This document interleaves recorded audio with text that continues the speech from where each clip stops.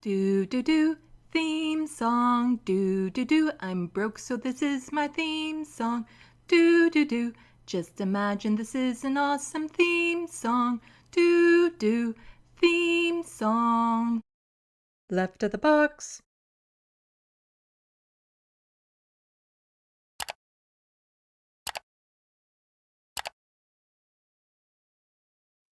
Hello, welcome to Left of the Box. Bonjour, bienvenue. I'm Sandy, and this is Abernathy. Come on, come on. There we go, there we go, there we go. Gooder, gooder.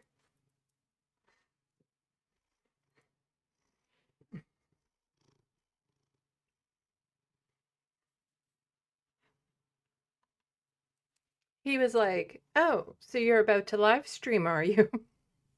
Well, I'm just going to be annoying and come and want to be on your lap and be all squirmy, wiggly, squiggly, squirm. I think it's squirm.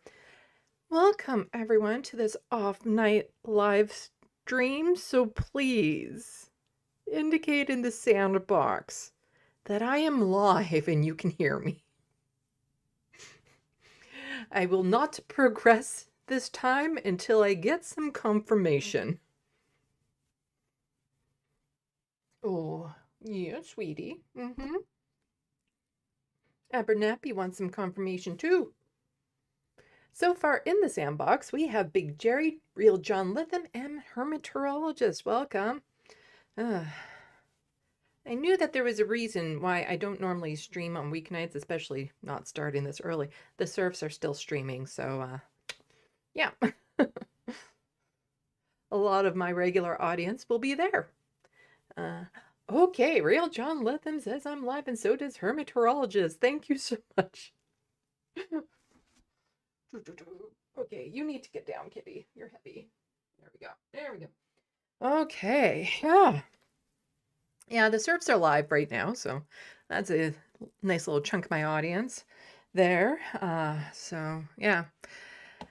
It's always the thing about live streaming and stuff. It's almost like we need a TV guide.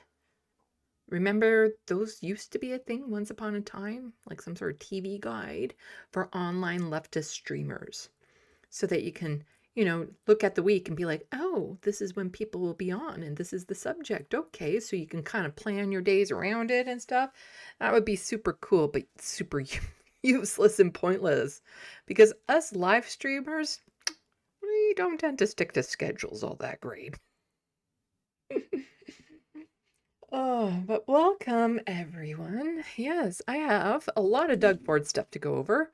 A lot of it is just, continuing stories that I've been covering for a while. But, they need to be covered as they progress because he's the worst. And then there's some trans stories that I wanted to get to. Two of them actually involving J.K. Rowling, because there's the Harry Potter and then there's the Olympics banning trans women. So she's tied to both of them. But there are a couple other stories within that too that I want to get to. Yeah, so lots to do. And I'm going to try to zip through it because, again, I don't want to be streaming terribly late because I need to unwind and decompress and have dinner and stuff afterwards. And trying to do the schedule. And I woke up ridiculously early, like before 6 a.m. today, because sometimes I just wake up and my brain is buzzing and frying and doing really mean things to me. So I'm like, at some point, I'm just like, screw it, I'm going to get up. Which meant I got to the gym earlier than I normally do. So that's nice, actually, to have that activity to do right away. And then I came home and I was doing some work on some stuff. I didn't really get to work on the TYT essay, just dropped in a couple slides because I got distracted with the majority report. Well, also I needed to do my dishes. And then I realized, oh, I should try calling in to talk about the NDP leadership. And of course, they weren't taking phone calls today, so I'm going to try tomorrow. And so then what I was doing today was scrambling to get a couple videos put up on my art channel, which you should all check out, Sandy Lovis on YouTube, because I decided to put up the shorts of the time-lapse videos of Emma and Michael. So I have Sam, Emma, and Michael, their shorts of their time lapses of their portraits are up there now. So that way, if I do get through on the phones, I can be like, everyone, go check out my new channel. Right now, I'm at 69 subscribers. Nice. So yeah, I'm hoping to increase that to over 100. So yeah, if I get through onto the majority report, I'll have my channel to plug as well as my new YouTube channel to plug. And then tomorrow I should be able to work on the TYT essay, but I also have to potentially prepare things for my This Space appearance on April 1st. You'll all want to be tuned into that. For reasons, but I need to do some things ahead of time just to make sure everything's going to be okay. You know, weird things tend to happen on April 1st. Okay, he's cleaning his paw. He's not chewing on the cord that he's sitting on top of right now. Looking over at Abernathy, he's sitting in their chair just over there. Real John Litham, hope I didn't miss too much on MR today. Didn't manage to catch it live. They had a really long interview, really, really long. And the majority report is going to be releasing the guest is an author, and they're going to be giving out a whole bunch of her books for free. So you can tune in to find out more about that.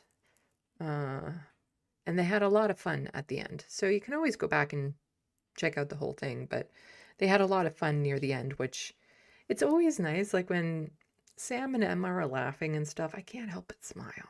You know, like it's so nice to see them happy and laughing and stuff. So they had a lot of fun in the fun half. Hello, True Democratic North. Yeah, so, and I don't really have any more updates on the NDP leadership race. There's been some interviews and stuff, but everything is predictable so far. The whole group of, this is horrible for your cause, says the person who hates you and everything about your cause. So there's a lot of that going on. David Dole did a video about it. So you can go check those out. And at my next news live stream, if there's anything important to catch up on, then I will do that. But ideally tomorrow, I want to try to get into the majority report. Yep. If they open the phone lines, and then if I can get through, and then if I can get everyone to spam the chat so that they actually pick up my number so that I can talk about the leadership race and give some interesting details. True Democratic North.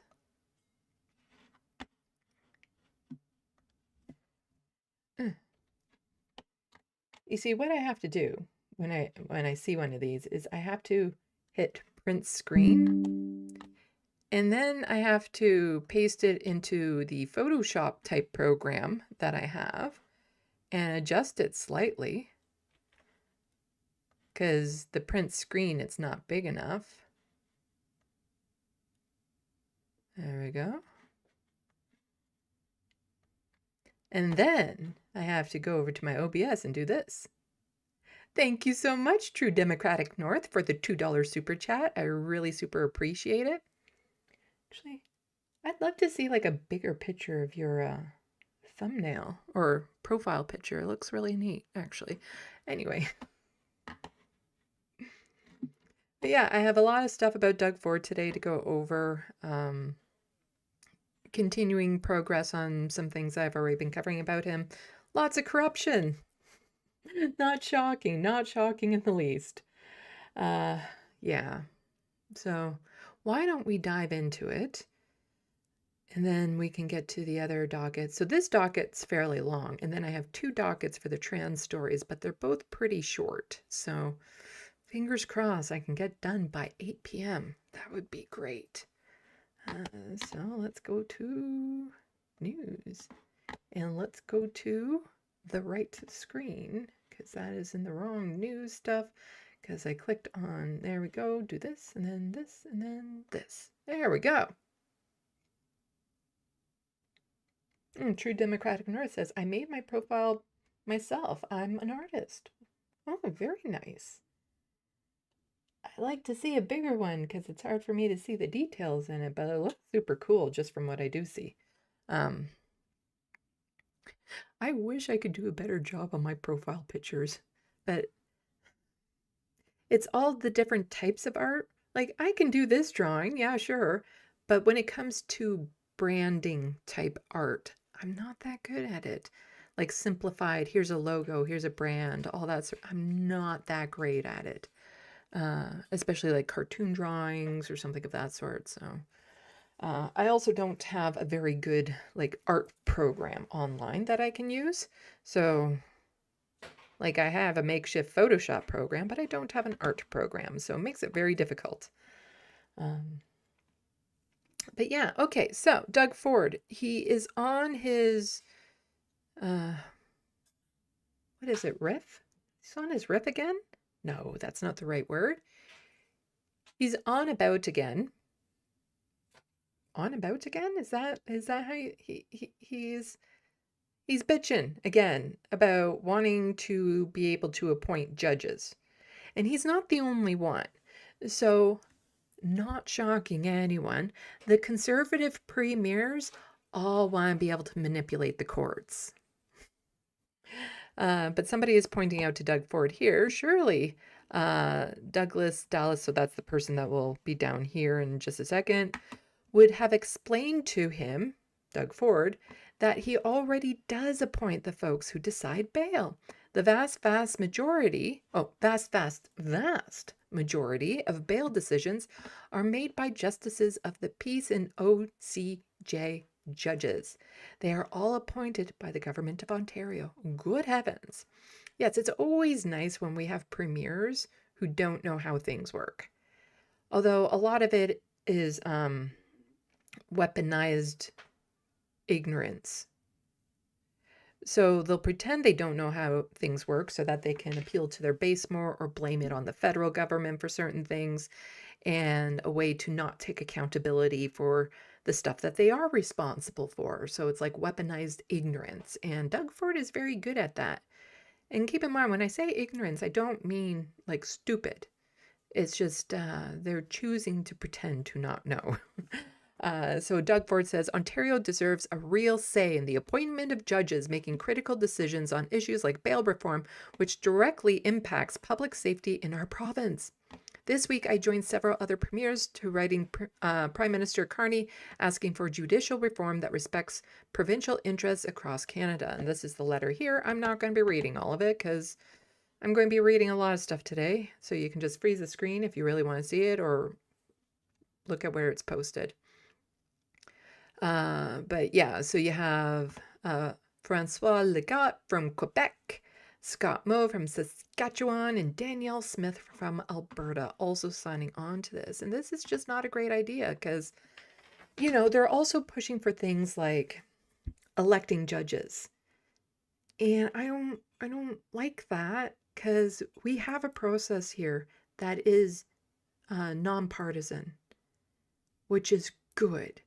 Because the reason why these conservative premiers are upset is because the judges respect the Constitution of Canada. Because there's a lot of faults in this country. I'm more than happy to acknowledge those. But one thing I have noticed is that the courts, like the Supreme and Superior Courts, tend to do a good job of following the spirit of the Constitution. And they often rule in the correct way, like the way that makes sense for progress. And the conservative judges hate that because it doesn't suit their narrative on crime and all this sort of stuff. But the reality is, it's not the judges that are the biggest issue when it comes to who gets out on bail and stuff like that. As the other person said, there's all these other intermediaries before you even get to a judge. And it's the fact that the prisons are overcrowded. It's the fact that they're understaffed. It's the fact that, there does need to be bail reform, as in if it's a non-violent thing, they shouldn't be in bail. Like, they shouldn't be in jail. Crowding up the system, because we'll get to some information here. So Diana Chan McNally, who is an advocate, says in 2024, Ford Nation appointed 2 of his former staffers to Ontario's Judicial Appointment Advisory Committee, JAAC, which shortlists candidates for appointing as provincial judges. He's already politicizing the provincial judiciary process. This is one step further. Yeah, so Doug Ford is already doing everything he can to get rid of the activist judges, as he calls them. And so he'll accuse them of having an ideology without, it's the whole, the way that these people work is everything they accuse you of, they're guilty of. And this is definitely one of those things. And she continues by saying, don't be fooled. This isn't about addressing crime. In Ontario, 80% of inmates haven't gone to trial. 56% of criminal cases are ending with charges being tossed. People, including innocent people, are being punished without a conviction, and victims aren't getting justice. Yeah, a lot of people, because, they have to, see a court date within a reasonable amount of time. And if that doesn't happen, then their case is stayed. And so there's been a lot of people who are probably guilty of really severe crimes that just get let off the hook. Because again, it's the decision, it's the underfunding, it's the lack of hiring people, and it's the process that they have already. It's the crowding of people with very minor offenses who can't afford bail being shoved into the system. And it's criminalizing some things that really shouldn't be criminalized. So there should be things like, I would be like decriminalized drug use type thing.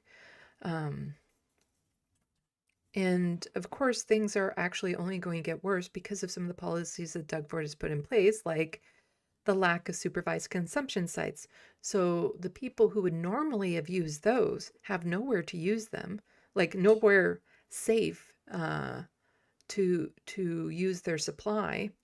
And so they're doing it in the streets or the parks or places where they'll get arrested and thrown in jail. Not to mention, Doug Ford is trying to make everyone in Ontario drunk. And so there's going to be more drunk driving cases and things of that sort, clogging up the courts. And yeah, not to mention, it's just when the cost of living is so severe, there tends to be more crime because more people are desperate. If you want to lower crime, you have to look at the societal issues that are causing the crime to begin with and deal with that. So here's an article on this from CBC. Justice Minister won't meet Premier's demands for a sea change to how judges are appointed. Premiers Ford, Legat, Moe, and Smith want a greater role in appointments.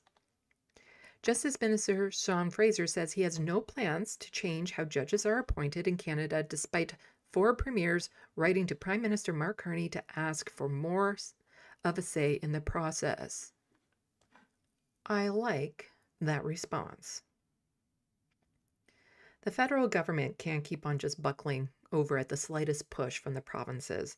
And this is obviously a conservative agenda that they want to push through so that they can make their courts more conservative and more favorable to them, because let's just say a couple of them.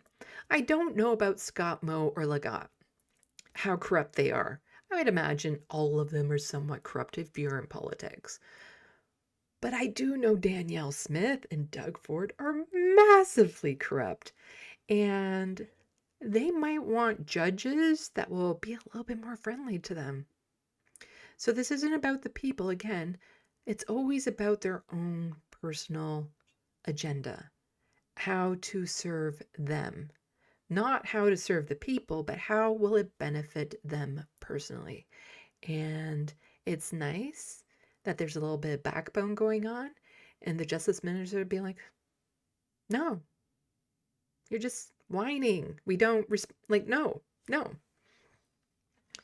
So we haven't changed our point of view that we believe that the judicial appointments process is functioning, Fraser said Tuesday on his way into a cabinet meeting.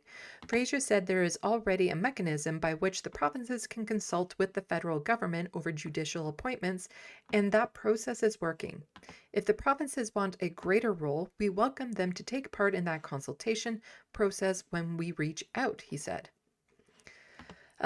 So those are the ones. So in Canada, the federal government appoints judges to the Supreme Court, Federal Court, Superior Courts, Appeals Court, and the Tax Court of Canada. And again, I do like that there's a nonpartisan appointment process versus things like being elected, because the people on whole can be manipulated, especially with things that aren't true. And we see that in our politics all the time. How politicians are blatantly allowed to lie on the campaign trails. And so people aren't necessarily voting for policies, they're just voting for characteristics and stuff like that. And so if a judge comes around and they feel like she's like Judge Judy or something, then they might want her, even though she might rule in the worst ways possible. They shouldn't be celebrities. They shouldn't be going through that process where they're in the spotlight. They should follow like certain steps, and they have to have a certain background and all of that sort of stuff, like an education background, a professional background. But it shouldn't be pomp and circumstance that gets them elected. It's not a popularity contest when it comes to our rights. So lawyers seeking a federal appointment begin by applying to the Commissioner for Federal Judicial Affairs. Candidates that meet the eligibility criteria are evaluated by 7-member Federal Judiciary Advisory Committee in each province. The committee then provides the federal justice minister with a list of names to choose from for each appointment. Fraser says he has regularly reached out to seek feedback from his provincial counterparts about the names provided to him by the committees. To the extent that the premiers wish to have a conversation about how we can strengthen the role of that consultation, we'd be open to it, but we're not contemplating a sea change in the manner in which judges are appointed, he said. The province, meanwhile, makes judicial appointments to provincial and territorial courts in their jurisdictions, as well to family, youth, and small claims courts. So, yeah, I'm just going to toss the rest of this into the SandBox if you want to continue reading on in the article. It just goes over a little bit more stuff. Some people saying, well, maybe we should change the system. And there are people like, no, we shouldn't. Here are some pros and cons and all that sort of stuff.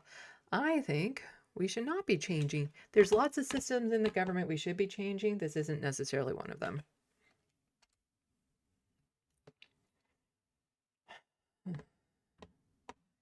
And we don't really have lifetime appointments. Like, we have lifetime appointments, John Davis, but they're not like in the United States where the lifetime literally means their lifetime. We do have mandatory retirement ages for judges in Canada, which allows certain leaders to have a good idea of like, okay, will we be appointing someone in their term and things of that sort. But here's the reality of the situation. None of you can name anyone on our Supreme Court. I know I can't. There's going to be a lot of you, and I'm talking to Canadians here, who don't even know how many people we have on our Supreme Court. And that's because it's functional. You'll learn the names of these things, like the people and the details and all that sort of stuff, when it's not functioning properly and is harming you. It's kind of like there are organs in our bodies that are doing very interesting things as we speak, but we don't know the names of them or their function. But if they start to act up, it won't take long for you to know the name of that organ and exactly everything it's supposed to do. So that's how it is with our courts as well. So moving on to the freedom of information stuff again. Because, yeah, it's in the budget, of course, and we'll be talking a lot about the budget in this live stream. So breaking, and this is from Colin DeMello of Global News, the Ford government's controversial changes to freedom of information law to exempt the premier and cabinet ministers from disclosure is included in today's budget legislation, which means it's going to go through because they have a majority and there's nothing that can stop them unless the people shut down Queen's Park. Like we're talking general strike type stuff to force the government out. So here's a little bit of information about it. So Schedule 7. The schedule makes various amendments to the Freedom of Information Protection and Privacy Act, including the following. Various provisions are amended to require that certain time and limits established by the Act be calculated using business days. The Act is amended to allow the head of an institution in certain circumstances to respond to requests for so on and so forth. Like, it's very dry language. So if you want to see the exact details, freeze the screen here. Then freeze the screen here and squint. And those are it. And he did a screen grab of this with the back to top there.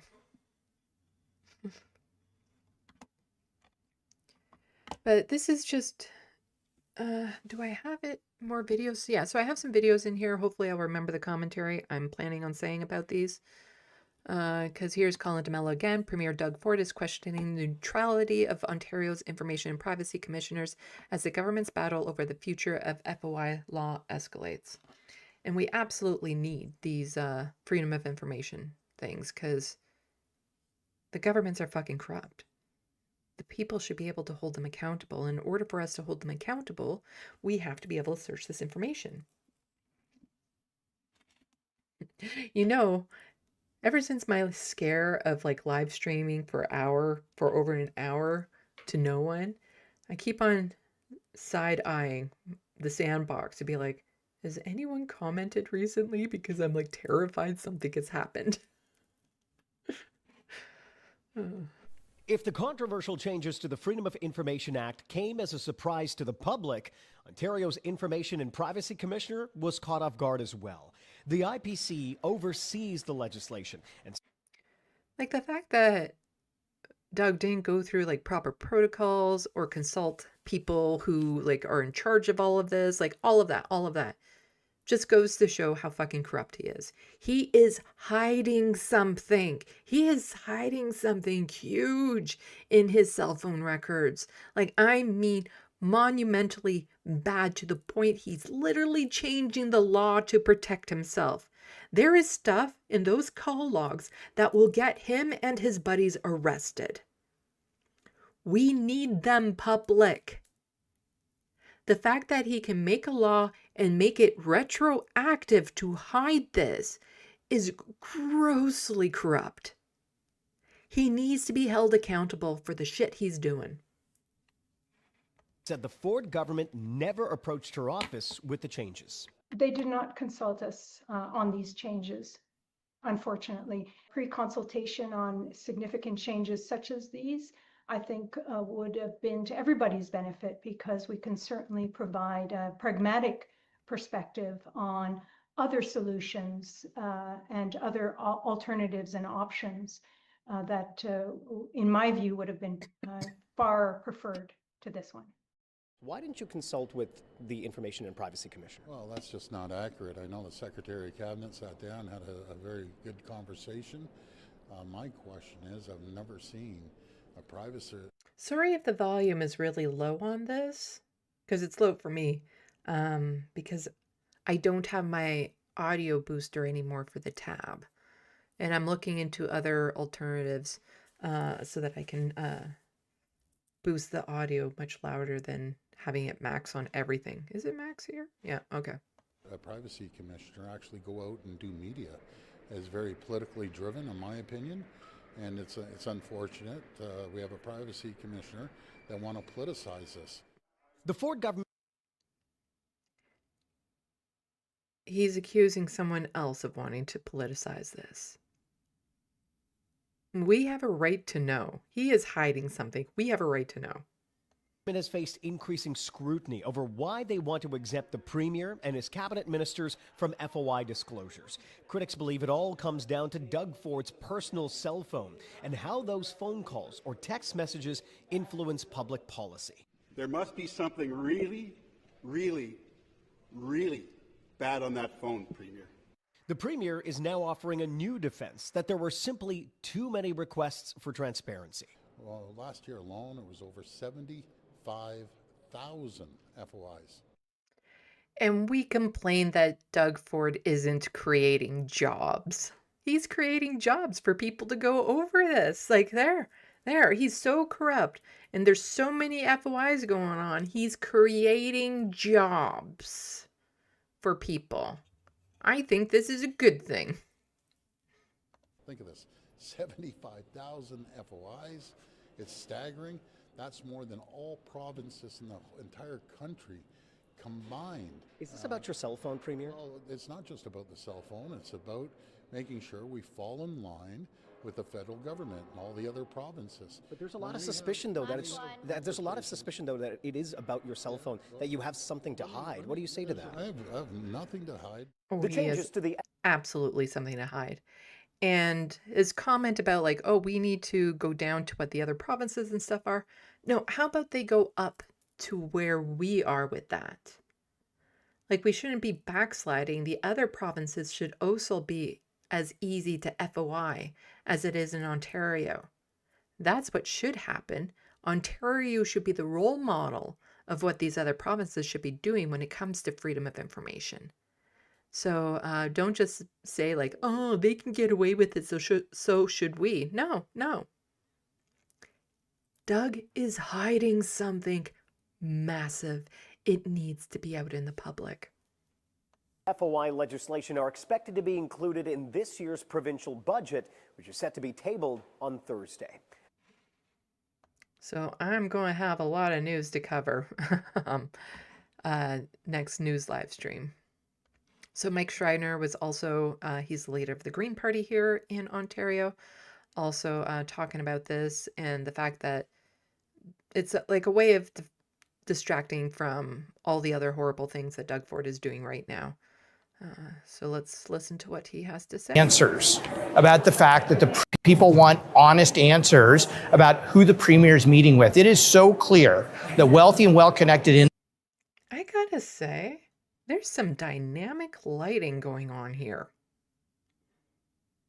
They nailed the lighting in this shot. It's very, yeah, I like it. The cinematography in this, really good. Keep it up, Mike. Insiders have the ear of the Premier, and the people of Ontario deserve to have honest answers about the fact that the Premier is delivering policies that benefit the wealthy and well-connected and not everyday people. And so I think we have every right to request the Premier's cell phone records because he works for the people of Ontario, not for himself.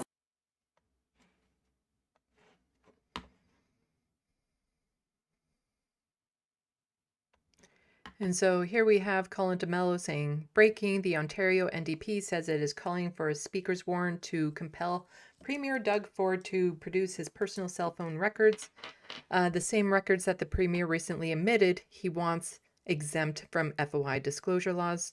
So Marat Stiles just says it is abundantly clear the Premier is changing the rules to protect himself.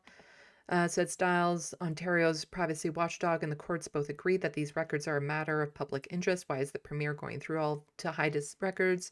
What is he trying to cover up? So Stiles is bringing a motion to the legislature calling for a speaker's warrant to compel the production of the Premier's personal cell phone records relate to government business. The Legislative Assembly has the right to compel production of documents pertaining to government business using speaker's warrant. The tool was last used to produce Laurentian University's financials documents. And so that was used for the Ford government to nitpick Laurentian University. This is unlikely to go through. Speaker of the House is conservative. It's unlikely to go through. But there has to be a way to legally get those records out there because I saw some people kind of hounding Anonymous on, the anonymous masked people, hackers galore. on here about like, why aren't you hacking and releasing the Epstein files? And for one thing, they wouldn't necessarily know what should be redacted when it comes to names and addresses and stuff. They don't have the investigators to be able to connect the dots. But also, if you just go in and release it without going through a proper chain of evidence, it could disqualify all of that evidence. So people who are absolutely guilty will get off the hook. Because if it comes direct from the files that the government is holding, then we know that there's no alterations. But, you know, if somebody hacks it and then releases it, what's to say that they didn't alter them in some way, tamper with them, release sensitive information that shouldn't have been released, broke the law in different ways to get that information. So I'm saying this because, yes, it'd be nice if somebody could just somehow hack Doug Ford's phone and release all the records, but we run into the same problem where chain of evidence would be broken. And the FOIs specifically do keep private people out of it. So Doug Ford says, oh, we have to prevent his, he's saying he has to prevent his cell phone records getting out because of the privacy of individuals and blah, blah, blah. That's already protected under the FOIs. But if somebody were to just do a mass dump of it, then those private individuals who were calling him for, you know, personal concerns and things like that, that information would be released, which is not good. Let's see. So that's it for the FOI stuff. We're going to move on to some other stuff, and I'm going to close a bunch of these tabs.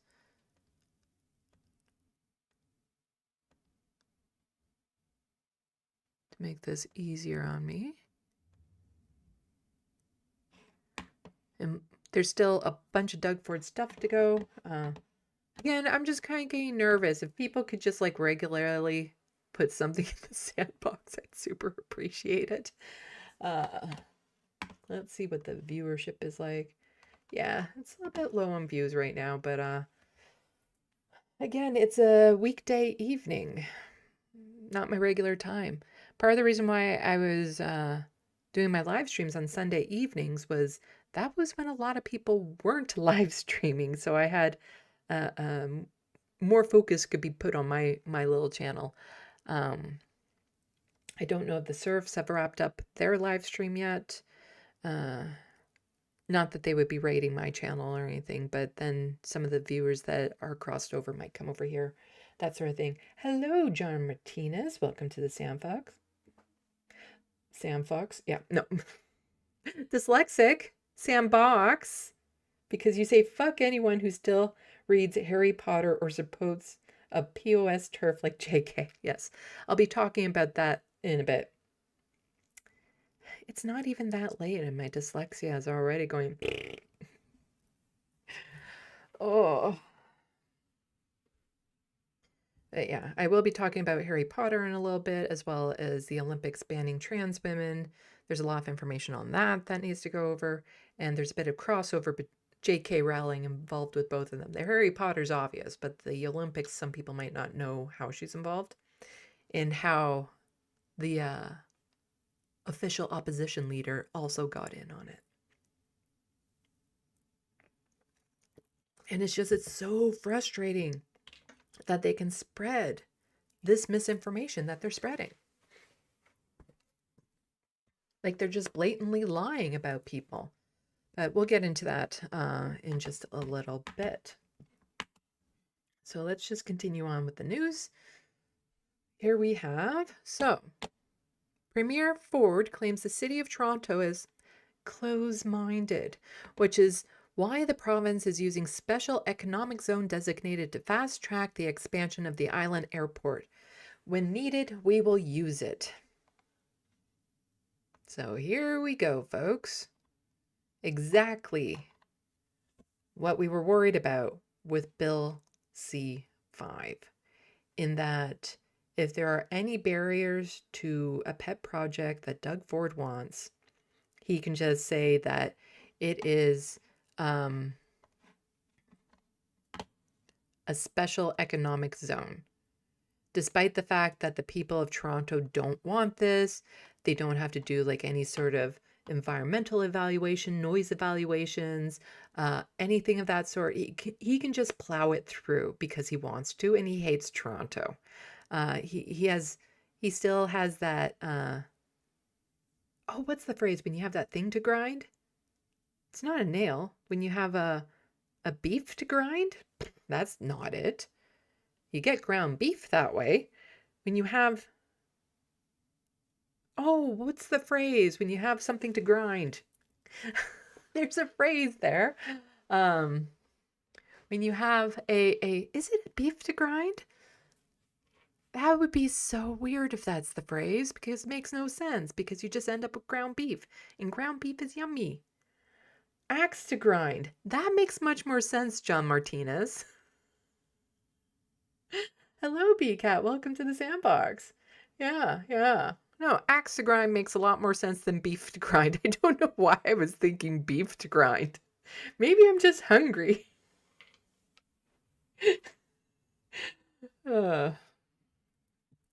I do like some ground beef. So,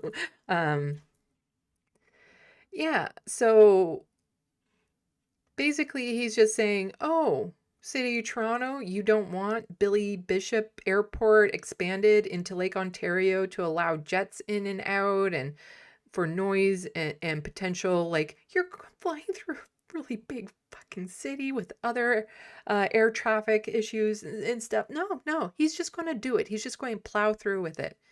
So more from Colin DeMello. Premier Doug Ford says the government will table legislation to take over Toronto's Island Airport and the city's place in the tripartite agreement with the city. The government will also designate the airport a special economic zone.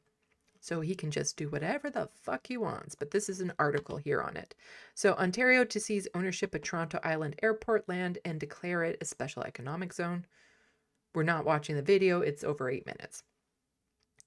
Premier Doug Ford says the provincial government will be seizing ownership of city-owned lands at Toronto Billy Bishop's Airport and declaring it a special economic zone, invoking new powers that will allow it to override environmental and other regulations. You know, when those conservatives and right-wingers are all upset and worried about the government coming in and just taking your property and stuff like that, and the big government just coming in and grabbing, where are you right now? He's seizing ownership of this from the city. He's just taking it. Don't some of you right-wingers with your whole property thing and stuff, aren't you upset?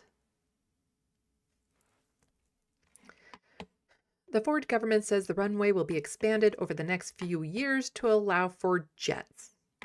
Our government will soon introduce legislation to take over the City of Toronto's role in the tripartite agreement that governs the airport operations, and we will move to take ownership of the city-owned lands in the airport in exchange for fair compensation, the Premier said at a news conference at the airport Monday morning. If this had been Kathleen Wynne, our last Premier, who was a Liberal, just going in and stealing land from the cities so that she could force through a project that she wants to, do you think the Conservatives would be quiet about that? They'd be fucking rioting. He says the move will allow the province to extend the runway to accommodate jet traffic at Billy Bishop Airport, upgrade the terminal building, and improve access to Toronto's waterfront. It's going to destroy the waterfront.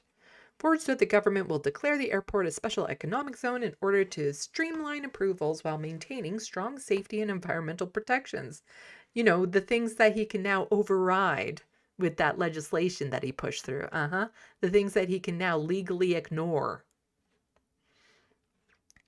The government introduced special economic zones last year as a part of a suite of measures they said would help unlock provinces' stuff, blah, blah, blah, blah, blah. Anyway, our plan will help the Billy Bishop Airport realize its... No, okay. So the province said the Toronto Port Authority estimates the island airport activities will contribute up to $8.5 billion to Canada's economy every year by 2050 and support up to 23,000 jobs in Ontario's construction sector.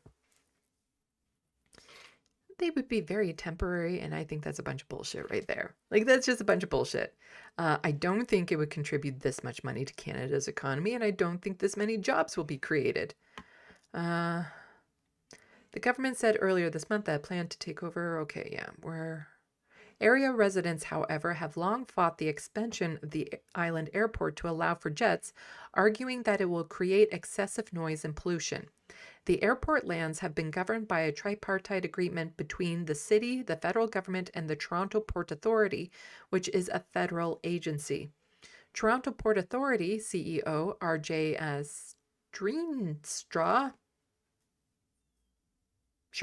said in a statement that the organization welcomes the province's plans.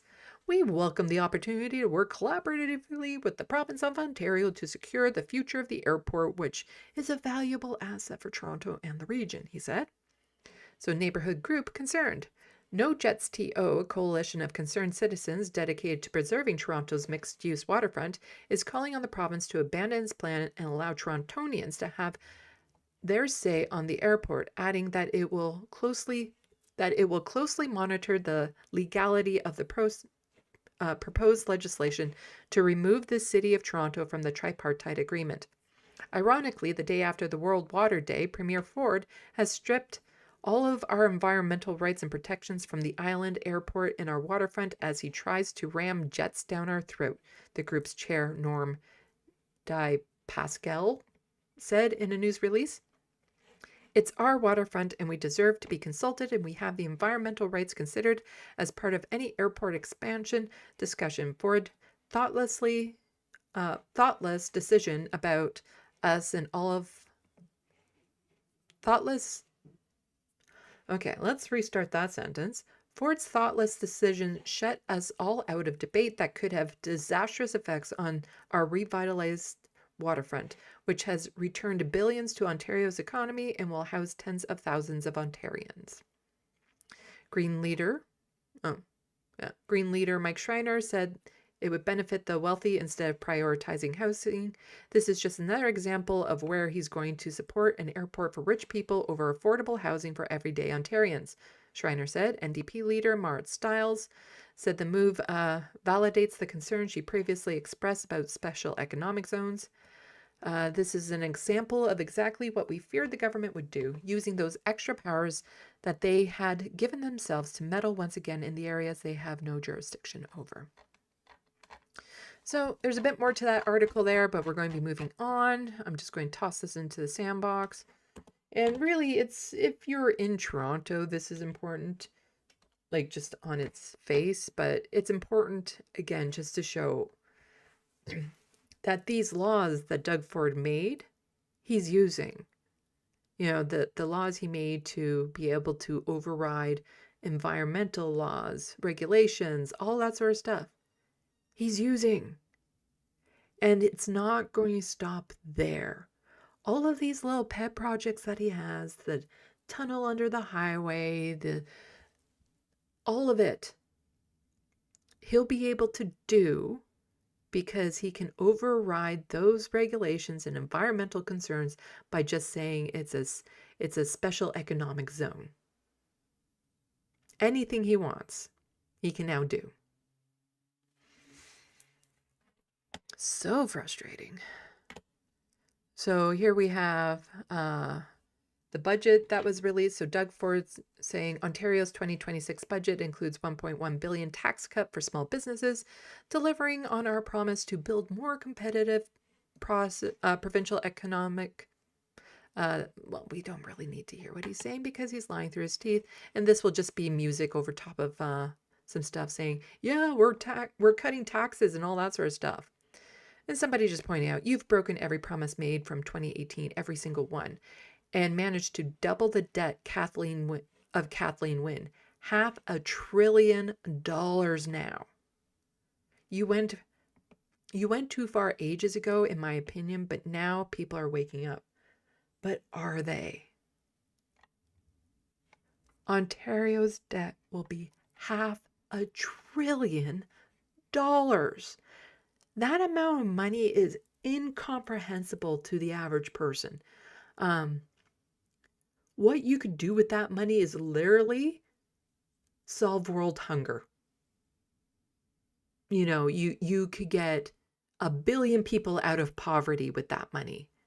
Like, it is just the good in the world you could do with that kind of money, and we're just shredding it up for stupid vanity projects for Doug Ford. But it's not just the projects, it's also how he's cut where the money is coming in from. So like the LCBO, that was the liquor board here in Canada or in Ontario, where the proceeds went to the province. Getting rid of the renewal fees for driver's licenses, cutting taxes where he didn't have to cut taxes, especially on wealthy and corporations, like all of that, all of that. And so he's removing money that normally would have gone to the coffers and then spending money on really stupid things. Ugh.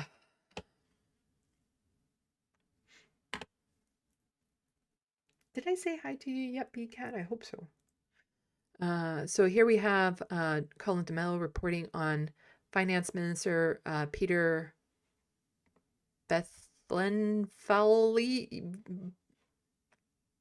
I've heard his name. I can't remember how to say it. Said despite all the red ink, he would have preferred to run a smaller deficit and balance the budget sooner, raising the question, who's driving the bus? Amid persistent warnings that Ontario's economy is walking on a tightrope, the Ford government tabled its latest $244 billion budget, with a $13.8 billion deficit, a whopping 77% higher than what the finance minister projected this time last year. Well, you know, And keep in mind, he completely railed against Kathleen Wynne and the debt that the Liberals put this province into. He's gone far past that. He's surpassed it like crazy. Like absolutely and completely, he's surpassed it. But also keep in mind that when the Liberals knew that they were losing way back when, they decided to throw their support behind Doug Ford, the person who had been attacking them viciously throughout the campaign. They decided to throw their support behind him as opposed to the NDP. Marit Stiles should have stepped down after that election. this is the world we're in. And of course, I'd prefer to have a smaller deficit. I'd prefer to balance sooner. But we have to live in the world we're in. There are multiple pressure points pushing up the budget. The province is spending $1.1 billion on hospitals, another $1.1 billion in... And so some of those will be private. So here you can go to private clinics, but they're still paid by the province. But that means that those clinics will tend to try to upsell you on things. Also, like with nurses that go to these private clinics, they get paid like so much more than a nurse in the public sector and stuff of that sort. So a lot of that health money is going into the private sector, not the public sector, where it would actually benefit the people. home care, and colleges and universities will receive almost $6.5 billion over 4 years. On affordability, the government says it'll spend $1.4 billion on that home buyer's tax credit and $1.1 billion to give small businesses a $5,000 tax break. Still, the opposition says there's nothing on the cost of living. What we heard instead was stale announcements, more cuts, and a missed opportunity to deliver better for the people of Ontario. But the government is also pivoting away from... Okay, it's wild listening to global news in headphones because they're only on one track instead of the dual track of audio. And so it's switching from ear to ear. Like I'm getting stereo sound. And that's part of the reason why it sounds so quiet to me. From the U.S. trade war and focusing more on building domestic industry. The province is creating a $4 billion investment account handled by the private sector to attract new industries like AI and defense. This is a new attempt to try to find ways to drive growth here in Ontario, and they're looking to the private sector because they basically admitted they can't do it. The finance minister insists the terms and conditions will be controlled by Queen's Park. So they're arm's length. They're run by independent boards. They have a chair. They have a board of directors. They provide the reporting to us, but we let them operate what's best in the best interests of Ontarians, and that's what this fund will do as well. It's in the best interest of corporations. And while the government has been promising balanced budgets since 2019, it has yet to deliver. Once again, that promise is being put off by another year. All of it goes onto Ontario's debt, set to cross $500 billion in 2027. At Queen's Park, Colin DeMello, Global News. Like, that is just such an incomprehensible amount of money. The things that you could actually fund in this province with that, like, everyone could be lifted out of poverty. Education, post-secondary education could be covered. Like, everything could be taken care of with that amount of money. But it's because of how Doug Ford is doing the whole economics. Like, so many people were like, well, Doug Ford's a businessman. They weren't acknowledging the fact that he was a bad businessman to begin with. But the thing is that business people, they don't try to do things for profit. They try to do things to get profit, to privatize things. Businesses aren't profitable for the customers. And we're the customers in this instance, and it's not profitable for us. They take from us to give to other rich corporations and people. And so David here found this tweet from 2019. Age like fine vinegar, resign in disgrace now. Oh, it'd be so nice if Doug Ford actually resigned. But here's a tweet from 2019 Doug Ford. One of our top priorities for 2019 is restoring financial discipline to Ontario. The Liberals left us with a $15 billion deficit. That number sounds so cute right now. And we cannot let it grow. Our government is working hard to balance the budget in a responsible manner and bring back confidence to our public finances. Again, where is Doug Ford's base on this? Because he really emphasized that the Liberals were bad with money. And we're talking a $15 billion deficit.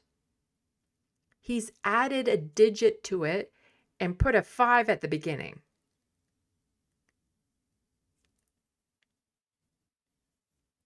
Like, is his base just simply not paying attention? Well, yeah, of course they're not. But my God, this is so corrupted. This is so bad. So bad. He was bitching over $15 billion and it's going to be over $500 billion. And he's only been in office for 8 years. Oh.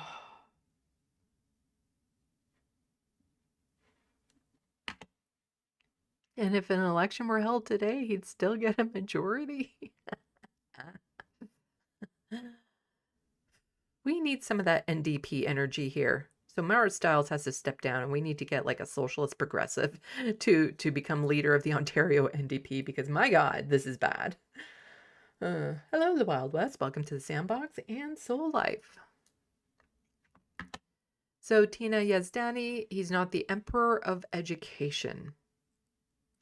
Critics say Paul Calandra overstepped when he sent a letter ordering apolitical grad ceremonies, but he argues it was needed after one school board made land acknowledgements and the option to stay seated for the national anthem a requirement. So, because school board says, you know what, we have to do land acknowledgements here. It's also part of the Truth and Reconciliation that this country went through. But because we're going to state that you have to, and also because we're going to say that some people, if you don't feel like you want to stand for the national anthem, you have the freedom not to. Paul Calandra is like, they overstepped. So I'm going to dictate what people can say in grad ceremonies. Again, right-wingers, conservatives. Freedom of speech? You used to be all about that. All about it. Because I could see those ones fighting over the land acknowledgement requirements. I could see them fighting over that.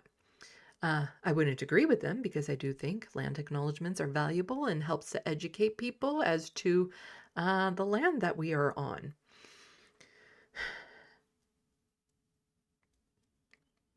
But to start to dictate what students can say at their grad ceremonies, to start to dictate that people don't have the freedom to sit during a national anthem, doesn't that get you a little riled up? Just a little, you conservatives? Huh? Freedom of speech stuff? Huh? So this is from Tina Yazdani. The education minister facing criticism for directing school boards to keep graduation ceremonies free from political views. Critics are demanding an apology. Why would you send a letter like this to every teacher? I will simply not apologize for what is in that letter. What we're doing is depoliticizing it so students can focus on one thing. And like a typical conservative, I'm not going to apologize for fucking over the people. Learning. The education minister defending a letter he sent to educators and school board staff ordering graduation ceremonies to be conducted in a manner that is strictly student-centered, apolitical, inclusive, and respectful, and adding there is an unequivocal expectation that all staff uphold the highest professional and ethical standards. It has sparked a wave of backlash from teachers' unions who are calling the tone offensive, demoralizing, and unacceptable. This minister has not been clear at all about what his intention is. I think that what has happened here is he has sent a chill out there, and it was intentional. Can you just clarify what prompted this letter? There's a lot of confusion about it. We want all boards to know to keep the focus on student achievement. While the letter was sent out to all of Ontario's boards, he tells us it was a directive from the... Yes, we want them to focus on the students, not the students' freedom of speech, just their achievements. I think I have a list of some of the things that they're not allowed to talk about, and it's like, are you fucking kidding me? Hamilton Wentworth School Board that initially prompted it. The board had instructed principals to host ceremonies with an anti-oppressive, anti-racist, anti-colonial lens, and noted land acknowledgements are expected, and so is the option to remain seated during the national anthem. That sounds pretty good. You know, anti-racism, anti-colonialism, respecting that sort of thing, land right acknowledgements, giving people the freedom to sit down during... Yeah, that all sounded actually really good. Graduation ceremony, it could be divisive to some people that are there. And for 2 hours at a graduation ceremony, I think we can put the student first. But opposition leaders believe he has overstepped and is trying to censor political discourse in schools. That you speak up against us or your students say something we don't like and we're going to shut this down. And that is unacceptable. He is the Minister of Education. I know he's issuing decrees. He's not the Emperor of Education. What do you say to the educators that are offended by this letter? The best quality of education, full stop. What would you say to the educators? So much for that small government. We're going to dictate what students can say in their graduation ceremonies, and we're going to take over the school boards. Teeny tiny government, the conservatives are. Also, hello to Morbius. Welcome to the SandBox. I believe I remembered to say hi to the Wild West. Educators that are offended by this letter. Don't interrupt me, let me finish, and then I'll get to you. He never did, but he did insist. I love subtle shade from like Colin DeMello and Tina Yazdani. Oh, he never did get back to me. I love when they throw in subtle shade, or like when Colin DeMello had tweeted out something about when Doug Ford said that, you know, Family Day and Victoria Day would no longer be holidays. And the Ford government has been on vacation for this many days. I like it. Keep it up. Keep it up. He's not trying to influence political debates. We're not policing what valedictorians say in their speech. It is very specific on how graduation ceremonies are organized. It should not be about divisive. It should not be about divisive issues. Being anti-racist is so divisive. It should be about student achievement, full stop. Now, if school boards don't comply, Calandra says that he can use tools through the Education Act to actually change regulations in order to enforce that they do comply with these new rules at graduation ceremonies. Tina Yazdani, City News, Toronto. And again, it's just more of the Ford government upset whenever they can't get their way, that they're going to force the situations through changing laws, changing regulations. Like, it's just, we have these laws and regulations for a reason. And whenever the Ford government is like, but we want to do something, and the Charter of Rights is in the way, or environmental regulations are in the way, or people's freedom of speech is in the way, we're just going to force it. If you're a government, you shouldn't have to force the policies you want. You know, it should be that the people are like, oh, that sounds like a great idea. If you have to force all of your policies, you're doing something wrong. Now, I can get behind, you know, the occasional, like, okay, you must allow human rights, you know, you must enforce human right codes and things of that sort. Like, I could see that, but to force people to say certain things during graduation ceremony, to have school boards be restricted in what they can do under threat of whatever, come on. Totally dictatorship type provincial leader we have. And it boggles my mind that he got elected 3 times. And it boggles my mind that there isn't like protests every single goddamn day in front of Queen's Park. Like, there was a big protest last week for the OSAP, that's the Ontario Student Loan Program. And there was a fairly large rally over that, but we need to be shutting down Queen's Park. You know, governments only function at the pleasure of the people. Like, we have to be on board with it. But if we do a full shutdown, if we do a general strike, we can force him to resign. And we absolutely need to be doing that. So here, Katvia is just saying Black students. So here, right, just to connect these dots better. So we have Paul Calandra, who's like, well, this anti-racism stuff, we should enforce that. We can't allow graduate students to be saying things that we don't agree with and all this sort of stuff. And he's putting all the focus on that. Meanwhile, racism in the schools has exploded recently. Like, this is a horrific story I stumbled across. So Katvia is saying Black students face horrific racism in Ontario schools. A kill list of Black students, children, teachers saying incredibly racist things using the N-word. The list goes on. But Paul Calandra and Doug Ford are concerned that somebody might say Free Palestine during a graduation ceremony.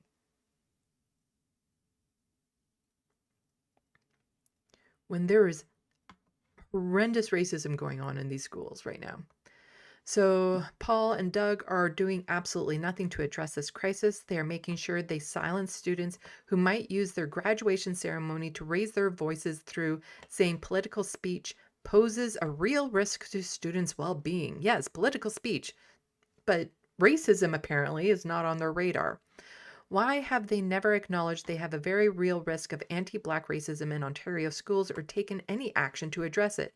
Absolutely shameful racism at all levels.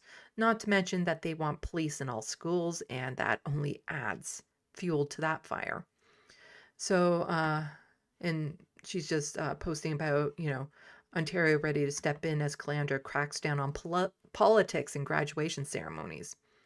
And so Katvia is quote tweeting Dr. Jill Andrew, who used to be an Ontario NDP MPP, saying, Minister of Education Paul Calandra, where's your outrage? A kill list with only Black students on it has cropped up. A kill list. Have you met with the family? What is your plan? I wouldn't add the thank you to the end of it. Let's see. So there is a video here. I hope it doesn't get me in trouble. It's from Now Toronto, which is a magazine. And they talk about this story in particular. Please don't give me a copyright strike. So Now Toronto, your source for news, culture, and more. An Ontario mother fears racial motive after her 9-year-old son, 9-year-old, a child, a tiny child, is targeted on a school kill list and calls for stronger action from the board. An Ontario mother is calling for stronger action from a local school board after her son's name was found on a student's kill list. I don't feel like they're taking this as seriously as they should be because he's Black. Here are the exclusive details from Now Toronto. Tottenham resident Nicola Reed Collins says her 9-year-old son was targeted. So if you're watching this later on and this is cropped out, it's because Now Toronto doesn't like me sharing it. Along with 2 other Black students after their name was discovered on a crumpled piece of paper, and she fears it was racially motivated. She says the deadly threats included setting her son on fire. She also alleges that one of the students on the list was called a racial slur by the suspected child a week prior. She's now calling for the Simcoe Muskoka Catholic District School Board to enforce stricter repercussions. Catholic School Board. Just putting that out there. Catholic. Can't say I'm shocked. Also, we need to get rid of the Catholic School Board. It should not be publicly funded. I don't think there should be any publicly funded religious school boards. I think it should just be public. I'm not even for private schools. It should all be public school that everyone goes to. After the student responsible only got a 10-day suspension. Reed Collins also says the school suggested meetings and counseling sessions between her son and the student who threatened him. But okay, yes, her son should probably get some help because this is a very disturbing and potentially traumatizing incident for him. Should not necessarily be between her child and the person who made the child who made this list. That might not be a good thing. And the idea of a 10-day suspension, the child who made that list needs to be taken away from his family. Because there's some fucked up shit going on in that family for a child to be doing things like that. That child's whole family needs to be in counseling because there is something really, really broken in that child's home for him to do something like this. she feels that won't keep her child safe. First thing I want is for that child who wrote the note to be expelled. I don't think that he needs to be in a classroom setting with other children right now. I don't think it's safe. So that would be the first thing that I'm requesting for the school board to take accountability for what has happened. The school board tells Now Toronto that they're aware of the incident, while the Ministry of Education has yet to respond to our several requests for comment. She has since filed a report. Yeah. Ministry of Education. Meh. Meanwhile, somebody might say something political at a graduation ceremony. We need to clamp down on that and make headlines about that. With the police and is now urging the school board to take racialized students' safety seriously. For the full story, check out nowtoronto.com. In Ontario.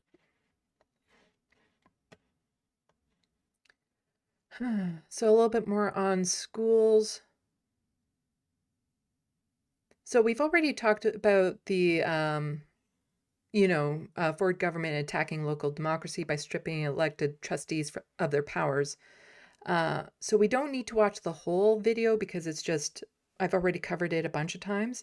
But there's something that Doug Ford says in this that is just kind of like, what an arrogant asshole. Apprehension and frustration as students hear how they will handle the hundreds of phone calls and emails that were once managed. He knows who this person is. No one is. The parent has been silent. Okay, so I don't know where it is in this video, so we might have to watch a little bit more of the video. And how on God's earth is that the proper thing to do? Parents will be forced to turn to government-appointed supervisors who now run 5 of the largest school boards in Ontario. Yeah, so when parents have complaints or concerns, the amount of people that they can actually turn to get addressed has now shrunk down to almost nothing. including the TDSB and TCDSB. Nobody knows who this person is. No one can contact this person. And with just one supervisor per board, it's unclear how they will handle the hundreds of phone calls and emails that were once managed by a team of trustees. I don't know how it's feasible with so many people without our trustees. The Premier says the public is done with the current system. But it's shambles. You talk to anyone about school boards, and you know who can't stand them the most? Talk to parents about school boards. We did. I'm just concerned that we're not going to have anywhere to funnel our greater voice and concerns, and especially with a trustee like ours. He's been so engaged and educating us. It's going to be concerning to see how we're going to do this without him. The Education Minister's office is standing firm, telling us in a statement that the current school board governance structure is based on an outdated system that needs to be modernized. The Premier adding school boards are wasting taxpayer dollars. School boards are helpful, and again, investing in the students is investing in this province. To be accountable, and they're going to start running the schools properly. They're going to start making sure they put money in the classroom. That's where we need it.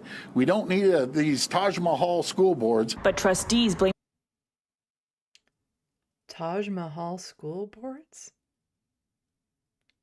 Excuse me? First of all, those people were underpaid, and then Doug Ford went and put in his appointed people in. That was all through people he knew, you know, actual nepotism and corruption and all that sort of stuff, who are getting paid far, far, far more than what all of the school board trustees were getting paid in total. To call them Taj Mahal school boards. These schools are falling apart. They need so many repairs. A lot of them don't even have proper air conditioning. And we're going into summer. Students pass out because their classrooms get too hot. You can't focus on your education when you're sweltering in a classroom. Just the audacity of him. Again, he's putting this province into over $500 billion in debt. And he's calling these school boards, oh, you can't be Taj Mahal school boards? What in the utter fucking hell? It is so frustrating, so frustrating. the government for the budget crisis and say boards are being underfunded by billions of dollars. This minister does not understand parents and their needs. So, Premier, please get a hold of this and have a good look at it and stop the removal of the democratic right of parents to have a voice.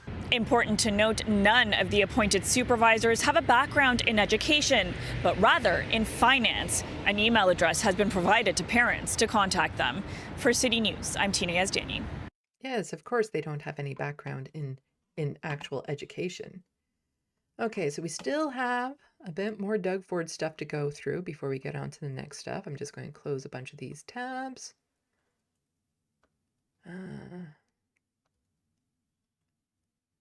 Okay, we're almost done with Doug Ford for today. And I am ending this docket with the good news, but it's not actually related to Doug Ford. So I will be ending this docket with some good news. But yeah, I think we just one more spat through this and then we can move away from Doug Ford. But I just want to check the SandBox quickly first. And hello, Chet. Welcome. Hello, Bobby. Did I say hi to you yet? I keep on missing and forgetting like who I've said hi to. And I'm worried that I'm going to miss someone. Hello, I get carried away. Having a crappy week. Good to hear your voice. Well, I'm glad I can help out. Sorry to hear you're having a crappy week. Hello, Jakara. They just want compliance. Yep. I thought I had... I must have deleted it or closed the tab. I had a tab that had some of the restrictions on what it was. And it's like they couldn't talk about bike lanes. They couldn't talk about the environment. They couldn't talk about, you know... wars like Palestine and stuff like that. And it's like some of those things were just so petty. Like they can't talk about bike lanes. I'm actually very disappointed with myself that I think I closed that tab. well. But just absolutely ridiculous things that they were saying you're not allowed to talk about during your graduation ceremony, and all things that would bug Doug Ford. Like, I'm pretty sure they couldn't say anything about how corrupt Doug Ford is and is ruining, so they wouldn't be able to say anything about the OSAP, so the student loan situation that they're graduating into caused by Doug Ford. No, you're not allowed to vent your grievances with the province during your graduation ceremony, even though those grievances are far more than just you being miffed. It is your life being destroyed by a tyrant in the office.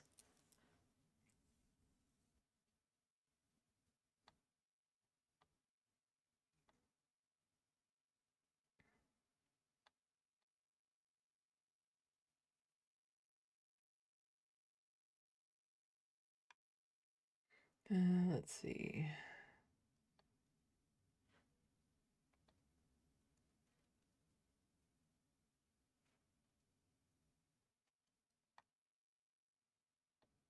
Just see.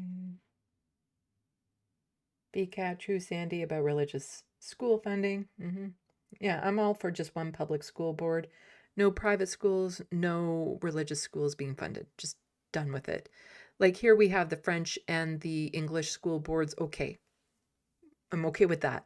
But any religious one, any private schools, no. Because that way it forces the system to invest more into the public schools so that everyone gets the same education, and that education gets better. Because the snobby rich parents who want their little darling to, excel through everything, will have to then invest in that public school board to make sure that their child is doing better. And when that happens, all children get a better education. So it also helps to mingle people so that, children of privileged, super privileged families actually has to make friends with people who maybe are at a disadvantage. And they get to know those people and those children. And when they grow up, they see them as actual human beings and people and have more empathy and things of that sort. It's a good thing. Just one public, two French and English school boards.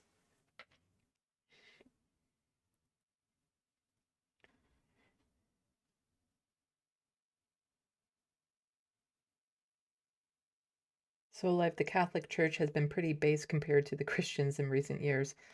Oh, that's down in the States for sure. Whew. Those Christo-fascisms that's going on. BCAT, yeah, but there are still lots of conservative Catholics in my family, for example.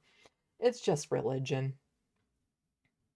BCAT, there's a faction of Catholics that hate Pope Leo.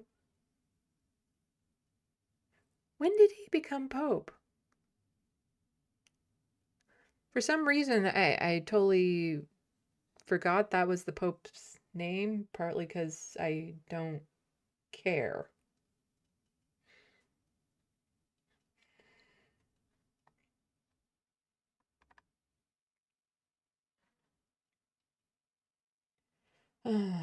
Okay.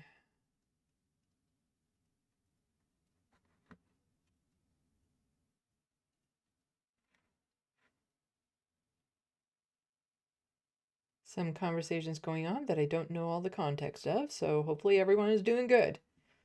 BCAT says stay alert, Soul Life. So yes, do that. Okay, let's wrap up the Doug Ford news. So here we have a new $1.3 billion fund will convert unwanted Ontario condos into rentals. The province says roughly 2,200 new units will soon be available. Now, this on the face might sound like it's a good thing. Queen's Park has launched a $1.3 billion fund to buy unsold GTA condo inventory and convert it into affordable rental units. The fund, called the GTA Rental and Affordable Housing Initiatives, was announced last week between the Building Ontario Fund, a provincial crown agency, and a private investment firm, High Art Capital. Private investment firm. High Arc Capital says the deal will create 2,200 rentals in the near term, with about 550 of them being designated as affordable, which means they'll go for 25% below market rent or 30% of the gross median household income in the GTA. 25% below market rent is not affordable.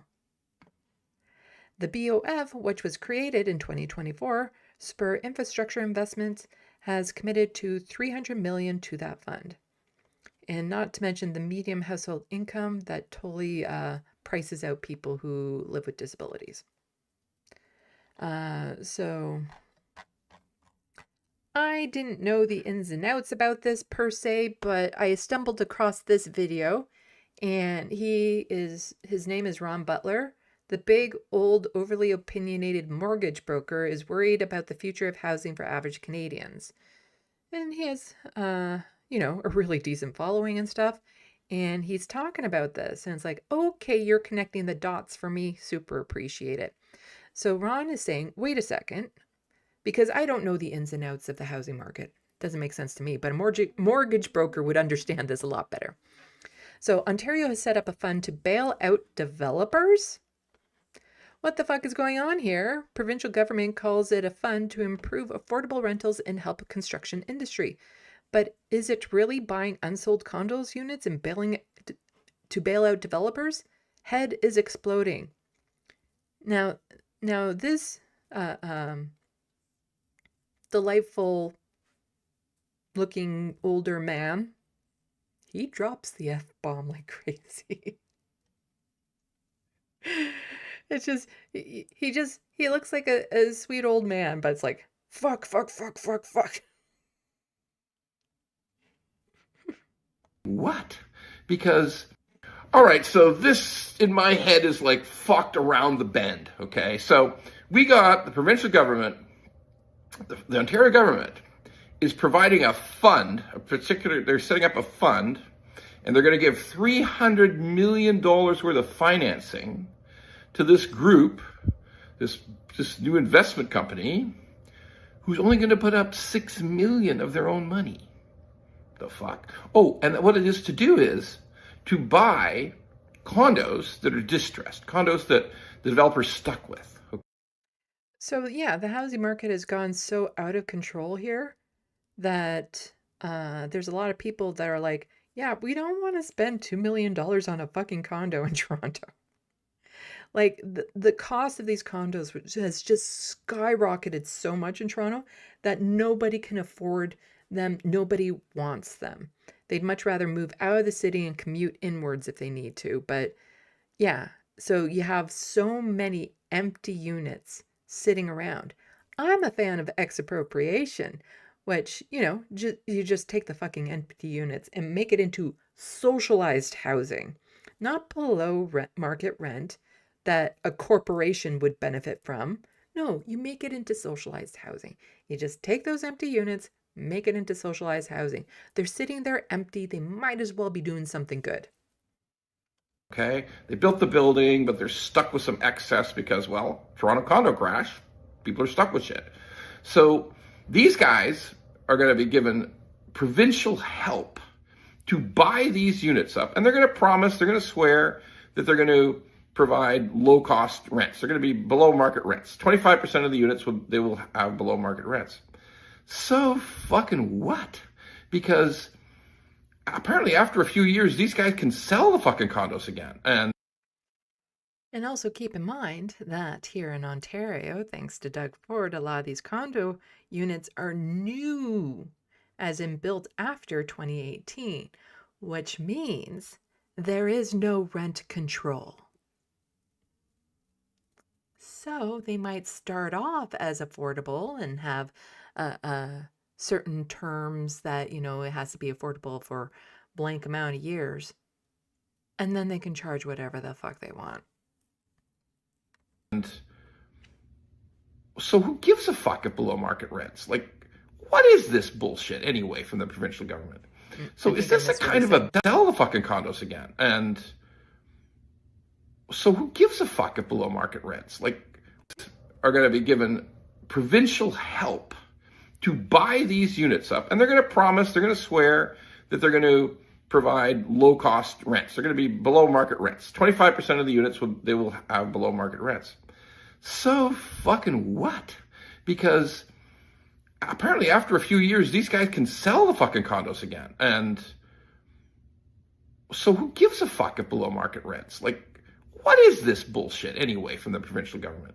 So is this a kind of a bailout? Like, what would normally happen is if the developer were stuck with the extra condos they couldn't sell for too long, they would either have to cut the prices to nothing, just super low, to get rid of like dog crate condos they were stuck with, or they couldn't pay the loans they've got, they'd have to go into receivership, in which case the receiver would sell those dog crate condos for super cheap, okay? You know what? When these companies build these condos and stuff, they're taking a risk. That's all part of capitalism. They're taking the risk. So if they crash out, then that should be on them. And if they go into receivership, that should be on them.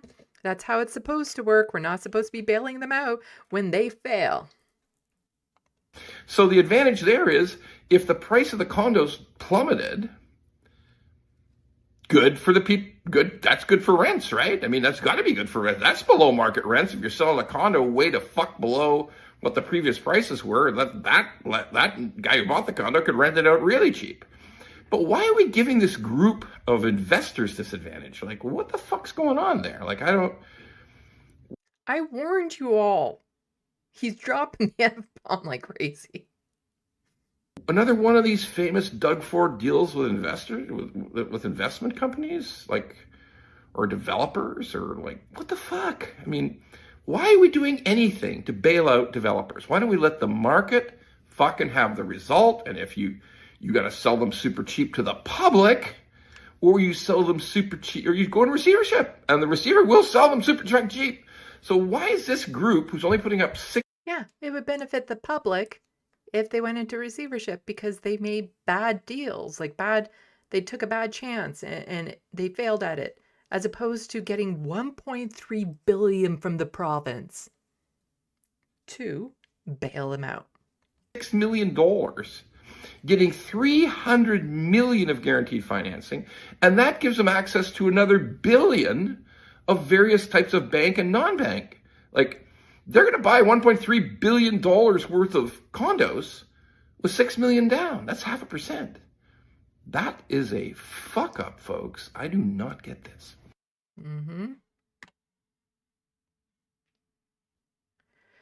So here we have, this is a bust out classic from, Corrupt Ontario. Say you're giving homeowners a tax break, which benefits developers in order to end even more government revenue, while the debt ticks up to $500 billion, and every hospital, school board, and post-secondary institution is insolvent. So, more on housing here. Doug Ford says today provincial budget includes a tax cut of up to $130,000 for Ontario home buyers of new homes. It's part of our plan to make life more affordable while keeping Ontario workers on the job. Yeah, a tax break which benefits developers. So he's really fucking up with housing. Not shocking. Not to mention housing starts are way below what they should be, to the point that Doug Ford was basically saying, so a long-term care bed, a dorm that a student stays in, the doghouse in your backyard, they all count as new housing now. But here we have in Ontario something called the Sunshine List. So more than 400,000 people on Ontario's Sunshine Salaries List, OPG highest earners. So this is the public workers who make over $100,000 a year. Now there is something very interesting in this that somebody points out, but here we have Ontario has released its annual salary disclosure, nicknamed the Sunshine List, revealing more than 400,000 publicly paid employees on the province earning over $100,000 last year. All 5 of the province's top earners worked for Ontario Power Generation, while healthcare executives, the executives, and Public Pension Board also made the top 10. I forget, did I want to watch the video on this one? Sure, let's see. It's a central part of Premier Doug Ford's brand, finding efficiencies in government and saving taxpayers money. Leaders at every single level of government, they have a duty. They have a duty to do everything we can to keep costs down for the hardworking people of Ontario. But at Queen's Park, the costs at the very top have ballooned since the Progressive Conservatives entered government. The Premier's office under Doug Ford is now the most expensive in Ontario's history. Okay, I've covered that before, so this isn't what related to the article. So the cost and size of the Premier's office has ballooned under Premier Doug Ford despite promising to be, and I've covered this before, absolutely ridiculous. He would always complain about, again, Kathleen Wynne and the expenses and on, but he gave pay raises to all of his MPPs, and most of them are part of some sort of cabinet and stuff, which also gives them another pay increase, and their housing allowance that they get is more than I get a month to live off of. Just their housing allowance. Then they get their salary and other type of bonuses and benefits on top of that. But let's go back to the article. We don't need to know about the individual paid links.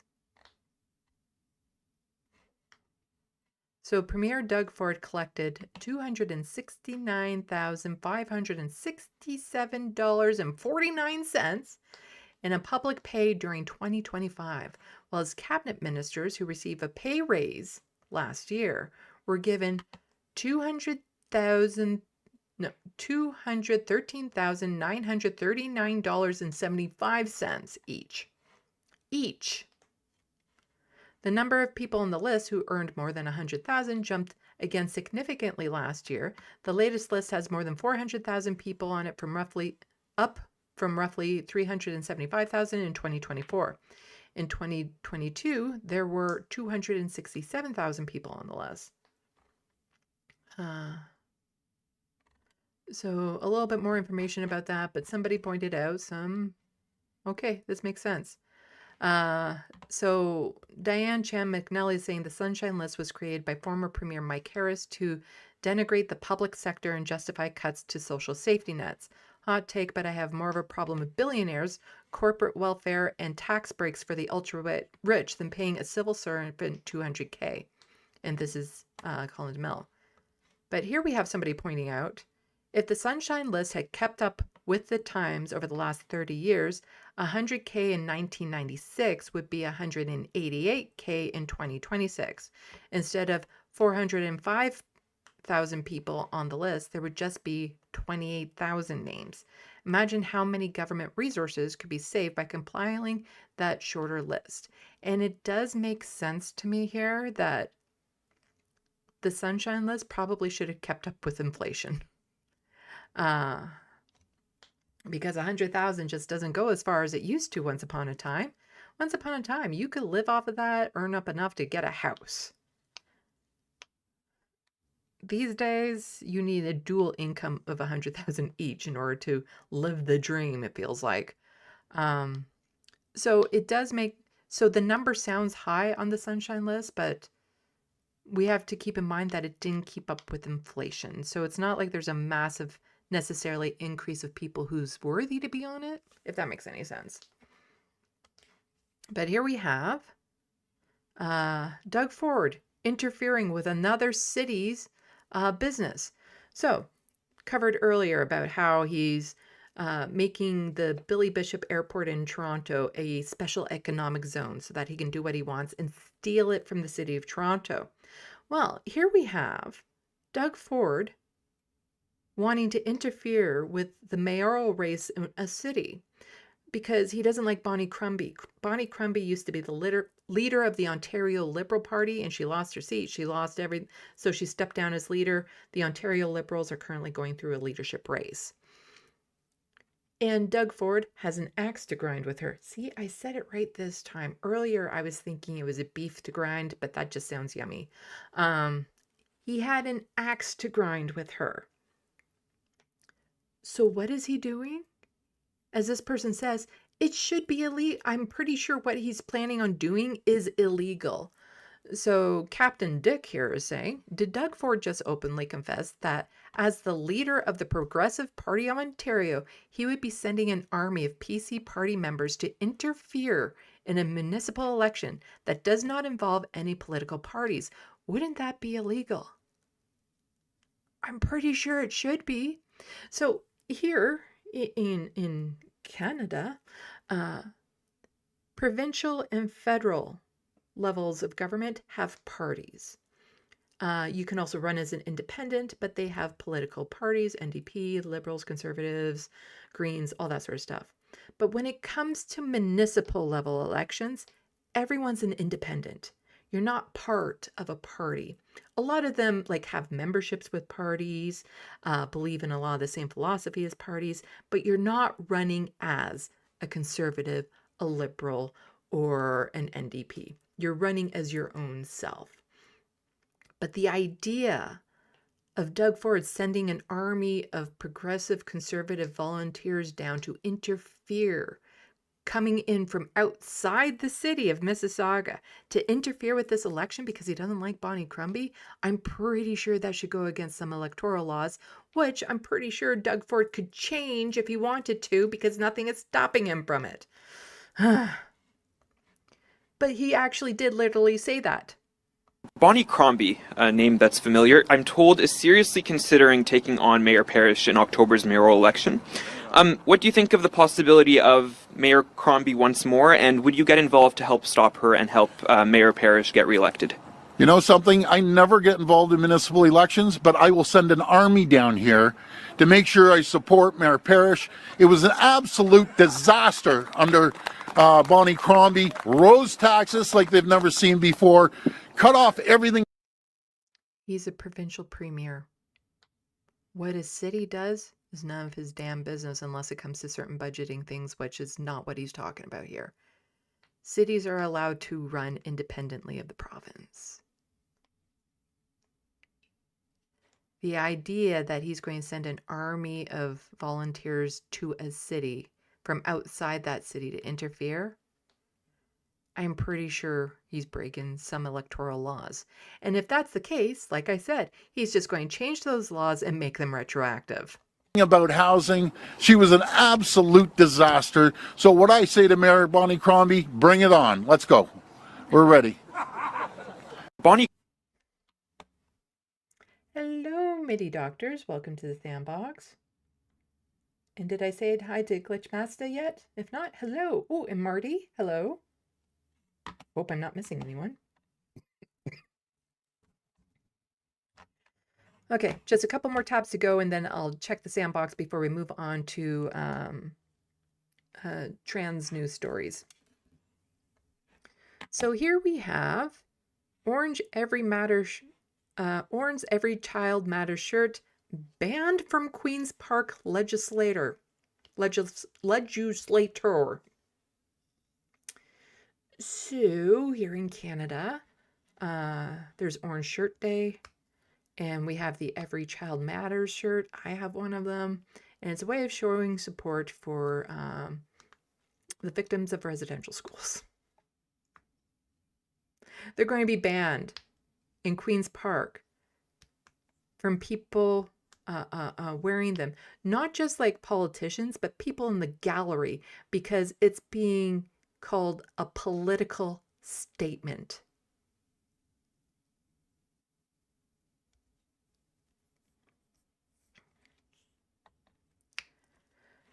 A Northern Ontario MPP submitted a formal complaint to Queen's Park House Speaker on Thursday after security wouldn't allow observers in the gallery wearing an Every Child Matters t-shirt and, in another case, a sewn patch of a transgender pride flag.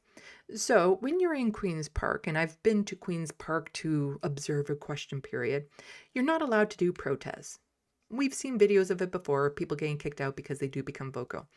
That includes you can't hold up a sign or anything of that sort. So like literally you're not allowed to go in with a pen and paper because you might scribble something on the paper and hold it up. So it's hard to take notes. You're not allowed to take in your purse, your phone, nothing. Everything has to be checked out. You go through a metal detector, all of that. You're supposed to sit there quietly and observe. But to call an Every Child Matters shirt and a sewn patch of a transgender pride flag, those aren't political. They are not political statements.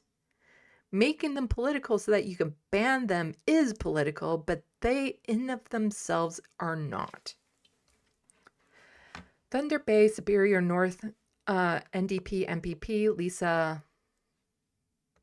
that name, sent Speaker Donna Skelly a letter requesting clarity on whether the message arising from the discovery of First Nations child grave sites on the grounds of former residential schools should be interpreted as a political protest. Every Child Matters is a statement that should not be discouraged. In fact, it is a powerful message of support of those missing and murdered Indigenous children, Lise wrote, citing similar messaging that displayed in Queen's Park reception rooms. If you can make a definitive ruling on these forms of representation to clear up any misunderstanding, it would be greatly appreciated. Queen's Park policy is to ban all political statements inside the provincial legislature, including signs, flags, and shirts worn by the public or members of provincial parliament.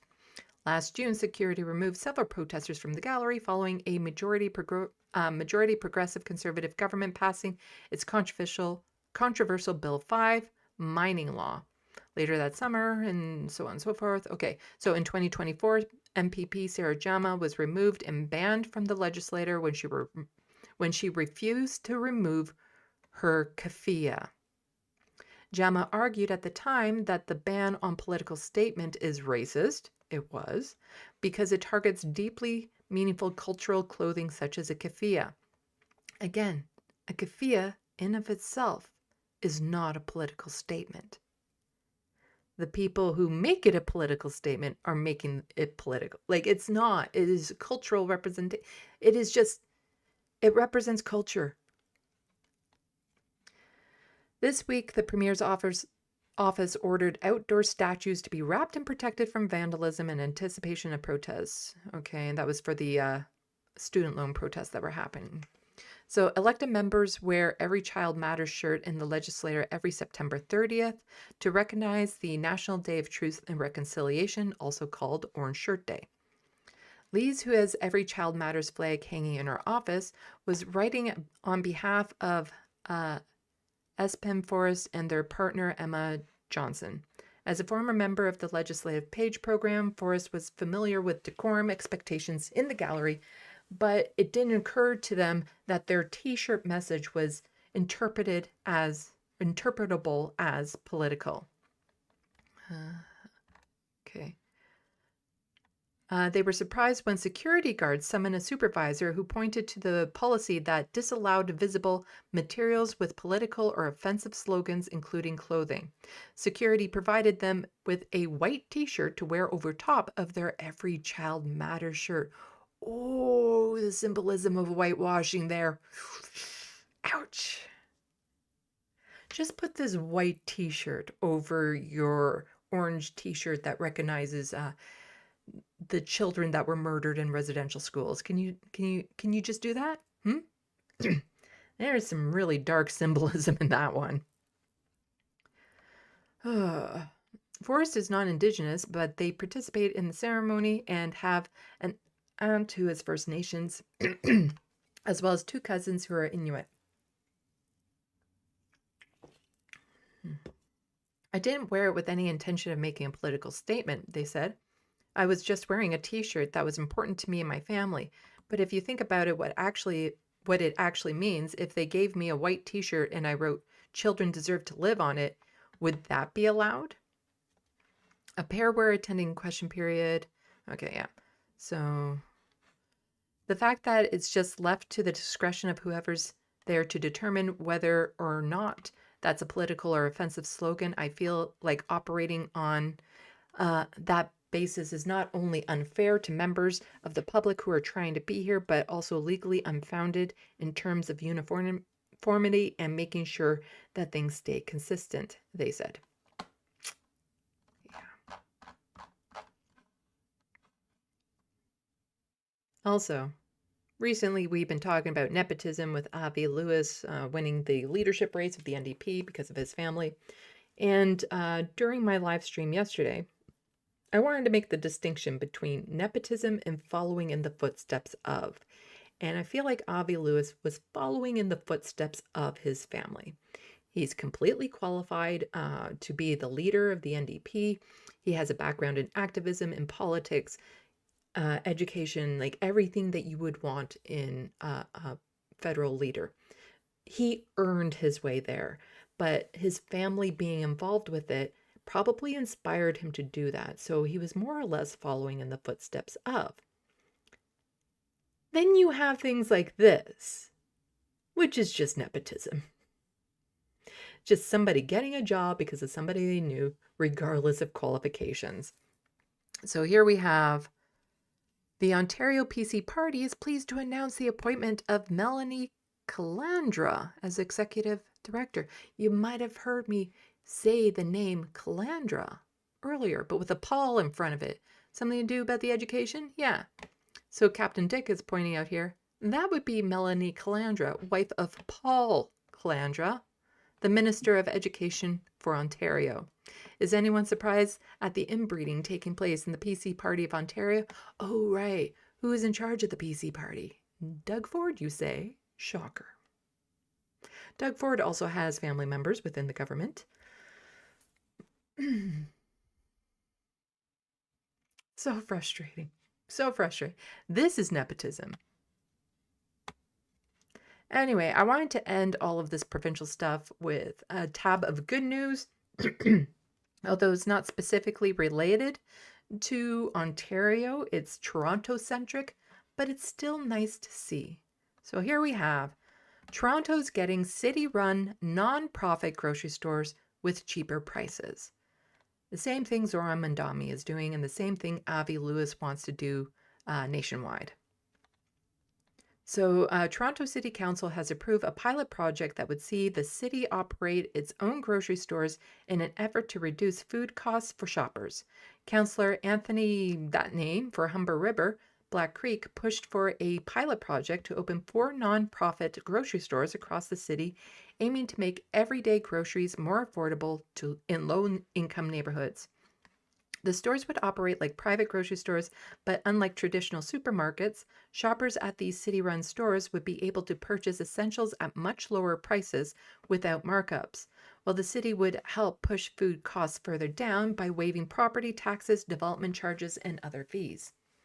The person's Anthony's motion, seconded by Councillor Mike, recommended that each of the 4 grocery stores be located within Toronto's 4 community council districts, and that priority be given to neighborhoods with limited access to full-service grocery stores where individuals have lower average household incomes. The rising cost of living continues to place significant pressure on many residents across Toronto. Food costs in particular represent one of the largest household expenses. As a result, food bank usage has increased dramatically throughout the city, the motion reads. In several neighborhoods, residents face limited access to full-service grocery store offerings, offering affordable, high-quality food. These areas are often referred to as food deserts, where the lack of accessible grocery options forces residents to rely on smaller convenience or boutique stores with significantly higher prices. The pilot project was approved by a vote of 21-3. There are 3 soulless people on that council. During a city council meeting this week with councillors Brad Bradford, I can't say I'm surprised to see his name, John Burnside, and Stephen Holliday, the only councillors opposing the proposal. Yes, there is a Toronto City councillor who is a raging right-winger called Brad Bradford. Yeah. Okay. Don't really need to go over the rest of this, but yeah, just some good news. Some good news. We need more city-run grocery stores all over the place. Okay. So I can close these tabs. I might have to run and get in there a drink. But let's check the SandBox. It looks like Looney Tunes has joined us. Welcome. Okay, so those.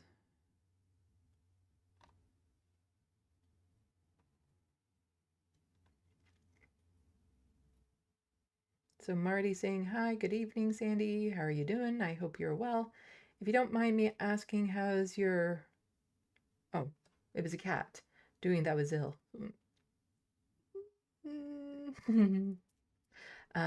He passed away in January. I got the urn and a paw print, a clay paw print of him a little while ago. So, let's see. BCAT, I don't blame you, Sandy. I don't care about the Pope either. I did see the Pope live in Toronto. I was there doing a Dickie D cart when the Pope went to Toronto one time.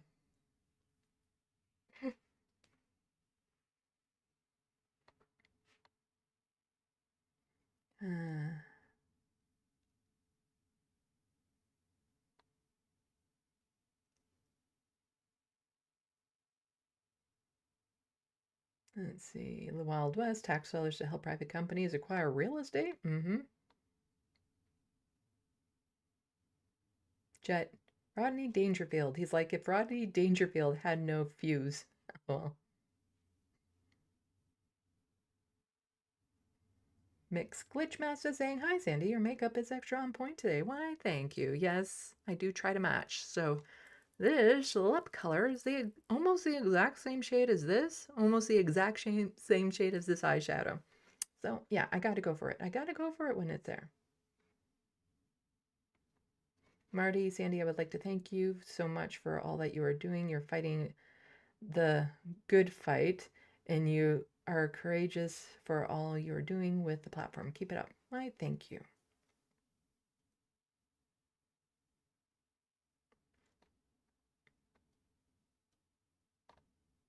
The Wild West, whenever my job stresses me out, I convert my salary to US dollars.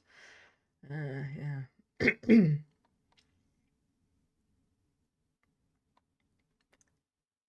Oops. Did I get an unofficial raid? Or an official raid? They've changed it. Stupid YouTube changed out layouts, and so it's a lot more difficult to notice if you got raided. Because it used to be like a big banner at the top of the chat, but now it's like a little black banner at the bottom that is almost invisible.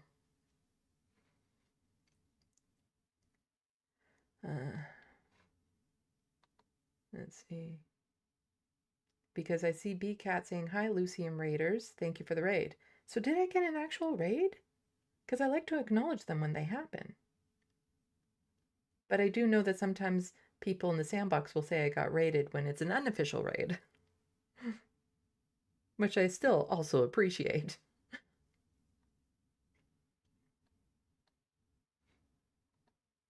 So Looney Tunes saying, welcome, a Difficult Truth Raiders. Thank you for the raid. Everyone give a Difficult Truth a subscription.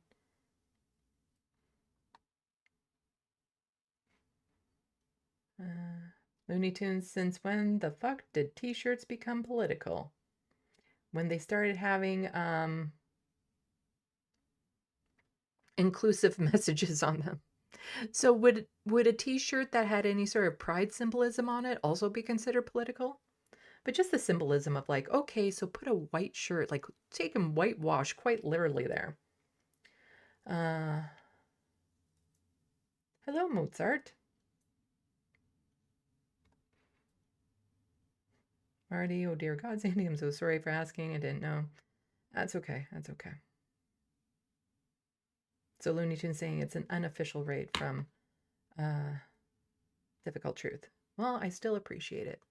Actually, while I go to get another drink because my throat is extremely dry, I wanted to actually put up a video of Frodo. That is a very nice video. So I'm not just leaving you with a blank screen, but I was going over some old videos and stuff, and I stumbled across this one. It's just so sweet. Here we go. This one. Don't play right away. It always plays right away. Okay. So I'm going to get a drink, but you're going to watch a Frodo bath while I'm going to get another drink. I'll just turn off the volume. There's not really much volume there anyway, but there you go.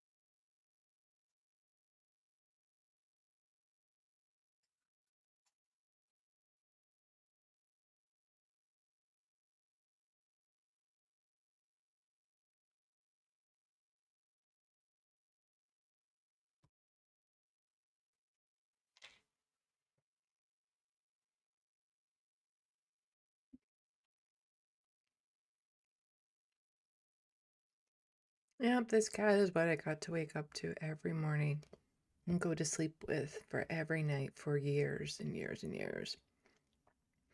Thousands of cuddles with him.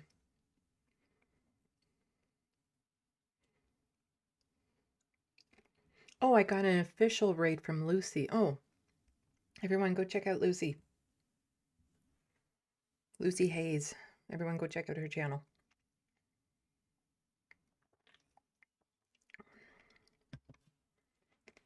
I was actually hoping to raid her because I'm doing this on a weeknight. There's a lot of other people that might actually be live streaming that I can raid after this. Okay, I don't have to keep on showing this video, but super cute.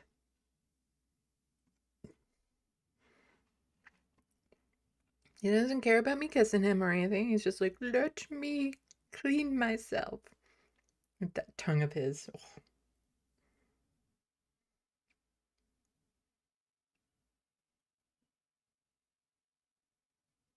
I miss him so much.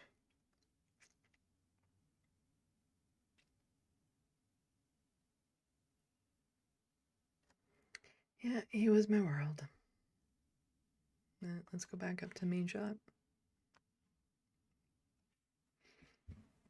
Okay.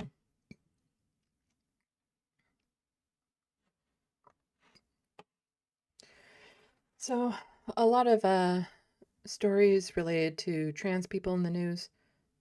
Well, it's not a lot per se. It's just a lot of information in them. Starting off with the US and just how horrible Donald Trump has become and some laws that have been passed there, and then on to the Olympics and Harry Potter.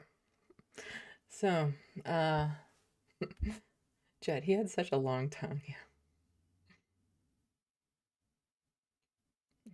Well, thank you, Lucy Hayes, for the raid. I'm sorry I didn't see it when it happened. Super annoying that they changed it. I hope enough people know how to complain about it so that they get it moved back up to the top in a big banner so you can actually notice it. I super appreciate it. Okay. So some of these stories are going to be difficult to get through, but they're important. It's important that people stay informed about what's happening in the world when it comes to transgender rights and it being taken away and all of that sort of stuff. Because quite often these stories go under the radar with, you know, everything else that's going on in the world with Iran and Gaza and Donald Trump and Cuba and all of that sort of stuff. But it's still important that people are aware of what's happening because The genocide of trans folks has begun in the United States and in the UK.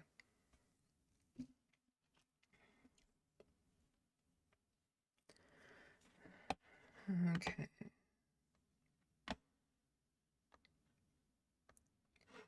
So here we have somebody pointing out things that didn't happen. Gender reassignment surgeries on trans children.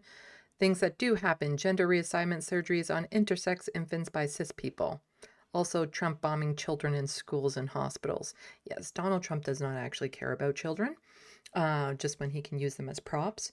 But a lot of people tend to forget or not realize that intersex children, babies, when they were born, the surgeons and the parents would make a determination as to which gender to force this child to conform to. And they would do surgeries on a baby to force that conformity. And they wouldn't let the child grow up to figure it out for themselves, to figure out if they want to remain as kind of non-binary or if they lean one way or another. And if they lean in the opposite way of what the surgeries were done, then very problematic. It should be the child's choice, obviously. But when it comes to that type of surgery, a lot of people seem to be okay with it. But when it's, trans surgeries aren't happening to children under the age of 18, except in some extreme cases, we're talking about top surgery, but cisgendered children get a lot of elective surgeries that they don't seem to care about, that are gender affirming surgeries for their cisgender. It's only when the child is trans suddenly it becomes an issue. But yeah, Donald Trump is just going full in. This is just coming from the president of the most powerful nation in the world. I don't think this world will survive his full term. I don't think his world will survive it. So, hopefully his medical conditions catch up to him, or the others in his office force him to step down, which wouldn't necessarily be better because some of his replacements are just more competent, but also as horrific, shitty human beings. But anyway. We don't want transgender mutilization of our children. The Democrats are just fine with it. You could do every child in America, they'd be very happy. We don't want the mutilization of our children. It's transgender, and we're not going to have it. So we want to go into those things, 5 points, and with the filibuster termination, you could vote them all in. The Republicans would have the vote. It's kind of like those laws that they make. Oh, there will be no Sharia law here. There wasn't Sharia law there to begin with. Oh, we're going to make laws against gender surgery for children. Those aren't happening. But what is happening are things like this. I touched on it before, but Trump is just outright admitting it now. His administration is just outright admitting it. So Lilith here is pointing out torture and forced medical experiments in the name of preserving fertility. Oh, but we're not allowed to call them Nazis. That's extremely offensive. And they were quote tweeting Bell here. There needs to be retribution for this. Every single action has a person with a name and a face who must be punished. The Trump administration admits to medically experimenting on trans people in prisons. The Trump administration admits to testing conversion therapy on trans prisoners and implies its policy of forcibly detransitioning trans men in prisons that have the aim of preserving their fertility.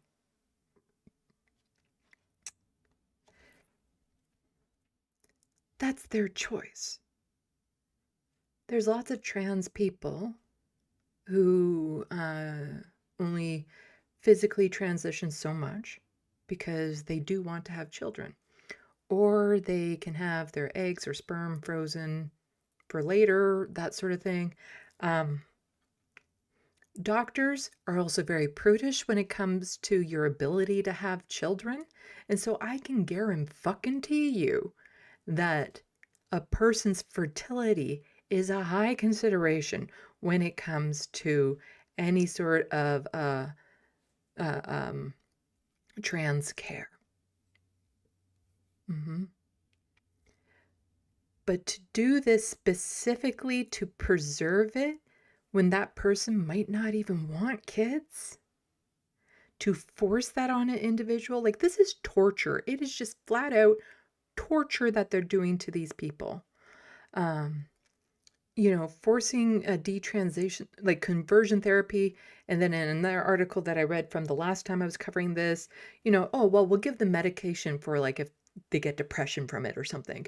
And it's like, how about not force conversion therapy? Because this is like where they experiment to see what works. None of it, but they'll see which one is severe enough to psychologically traumatize them enough to conform. This is just beyond horrific. And the possibility of more trans folks ending up in prison because of, again, like the words are escaping me as to how horrible these things are. But here we have Idaho passes most extreme bathroom ban in nation, creating a path to life in prison. Life in prison for going into a washroom.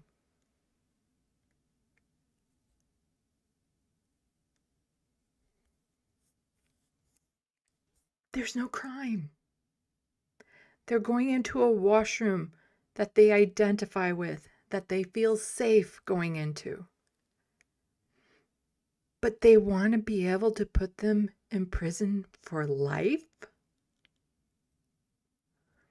so that they can then be experimented on and forced through conversion therapy, forced to detransition. Like, my God, this needs to be bigger news in the States, but I understand. I know why it's not. It is just so horrific.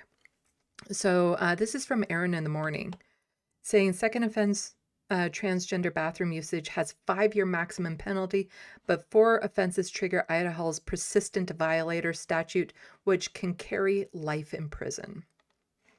On Friday, the Idaho State Senate passed the most extreme anti-transgender bathroom ban in the United States, a law that applies to both public and private businesses. You know, that whole small government thing that the right wing loves to talk about. And carries severe criminal penalties. So they're even dictating what a private business can institute. So if a private business wants to be inclusive, wants to be, no, we're going to force you to not be. A first offense would be a misdemeanor punishable by up to 1 year in jail for going to the fucking bathroom. A second offense within 5 years would be a felony carrying up to 5 years in a state prison, but the penalties do not stop there. Under Idaho's persistent violator statute, a transgender person convicted of a 4th bathroom offenses, their 3rd felony, could face a mandatory minimum of 5 years and up to life in prison, immediately making Idaho the harshest state in the nation for criminalizing transgender people. Those who find themselves behind bars may then be subjected to additional brutality at the hands of the prison system that has been systematically denying transgender people their medication and placing trans women in male facilities. The bill passed 28-7, with 1 Republican voting against it, and it now heads to the governor's desk. The bill, HB 752, states that any person who knowingly and willfully enters a restroom or changing room in a government-owned building or a place of public accommodation designated for use by the opposite biological sex of such person shall be guilty of a misdemeanor. I've gone into a men's bathroom plenty of times because there was a lineup for the women's bathroom and the men's bathroom was empty. There's a place that I go to regularly sometimes that there's a lineup for the women's bathroom, and so then we kind of indicate to the people, yeah, the men's washroom is empty, just go in there. That's okay. There's stalls in there to begin with, so it's not like anybody's seeing anything. But so what? I could get a year in prison because I didn't want to wait in line for a woman's bathroom? But then trans folks are forced to out themselves. So if they pass and they want to remain hidden as trans because they don't feel safe with the public knowing, it forces them to out themselves because they can't take the risk of going to prison. It forces trans women into male washrooms. It forces trans men into women's washrooms where they will be abused, because there's lots of trans men who will then get assaulted and harassed for going into a woman's washroom. And then there's all the cis women that are mistaken for trans that get assaulted. You know, call the cops to do a genital check to make sure, oh, okay, we're not going to charge you with a misdemeanor or felony.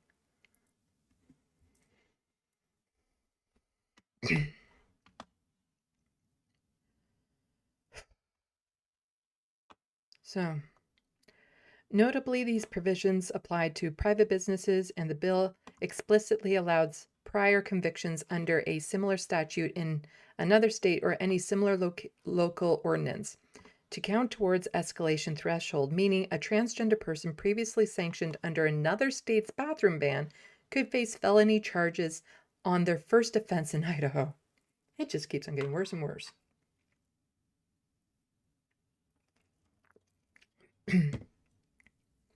The bill drew sharp criticism from a diverse range of opponents, unifying voices that typically do not share the same stance. ACLU Idaho focused on the extreme privacy violations and excessive penalties the bill would create, as well as the danger to transgender and cisgender people alike from weaponizing law enforcement against anyone who defies gender expectations. The Idaho Fraternal Order of Police also opposed the bill, with President Brian Lovell warning that in many circumstances there is no clear or reasonable way for officers to make that determination without engaging in questioning or investigating actions that could be viewed as invasive and inappropriate.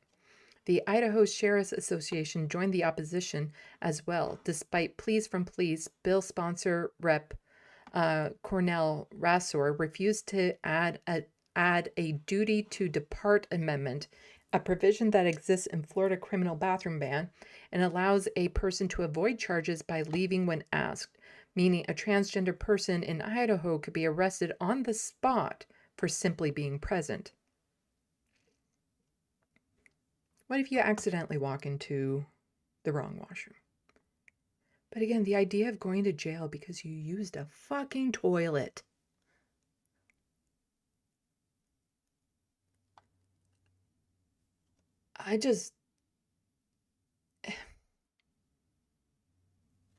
Like, we're not talking about a fine or anything.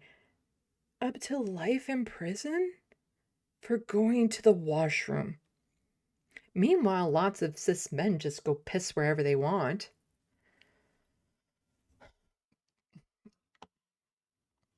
If Governor Brad Little signs the bill into law, Idaho would become the fourth state with a major bathroom ban targeting transgender people through arrest or significant criminal or civil penalties. In Florida, where the offense is a misdemeanor carrying up to 60 days in jail, Marcy Wrighton was arrested in March 2025 for washing her hands in a woman's restroom at the state capitol.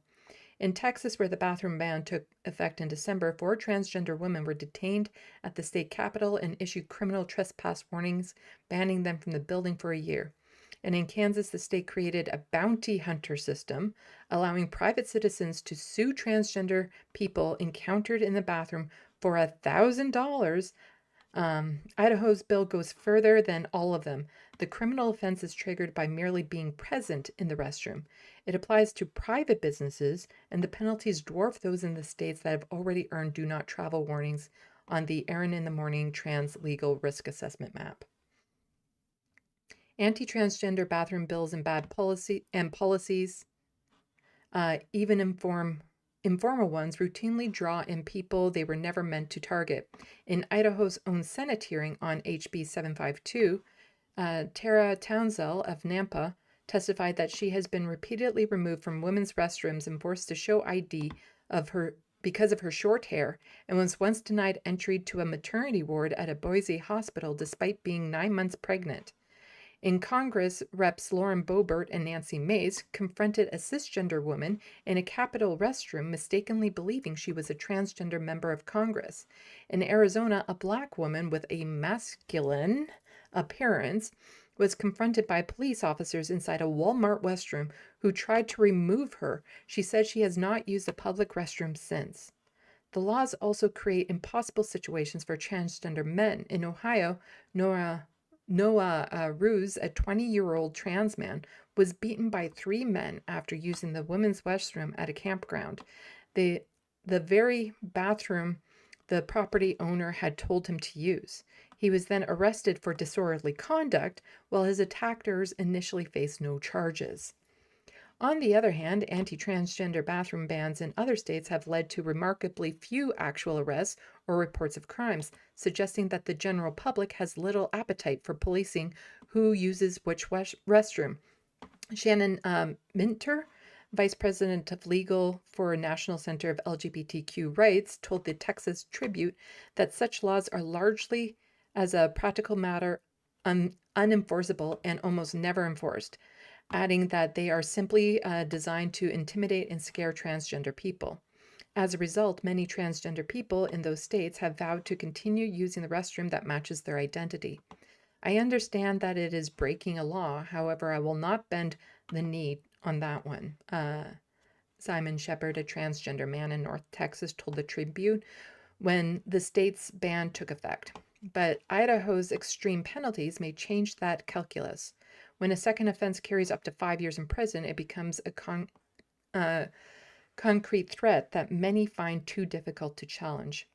The bill now heads to Governor Brad Little's desk. Little, as a Republican, has not indicated whether he will sign or veto the measure, though he has signed every major anti-transgender bill to reach his desk during his tenure. The bill contains an emergency clause that would take effect on July 1st, 2026. Advocates have signaled privately that they anticipate legal challenges should the law take effect.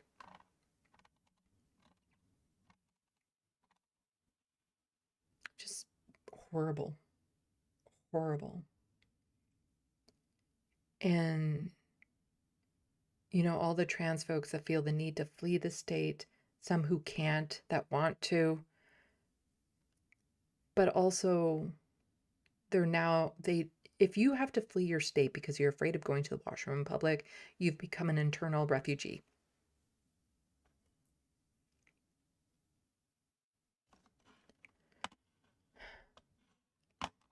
But over to the UK,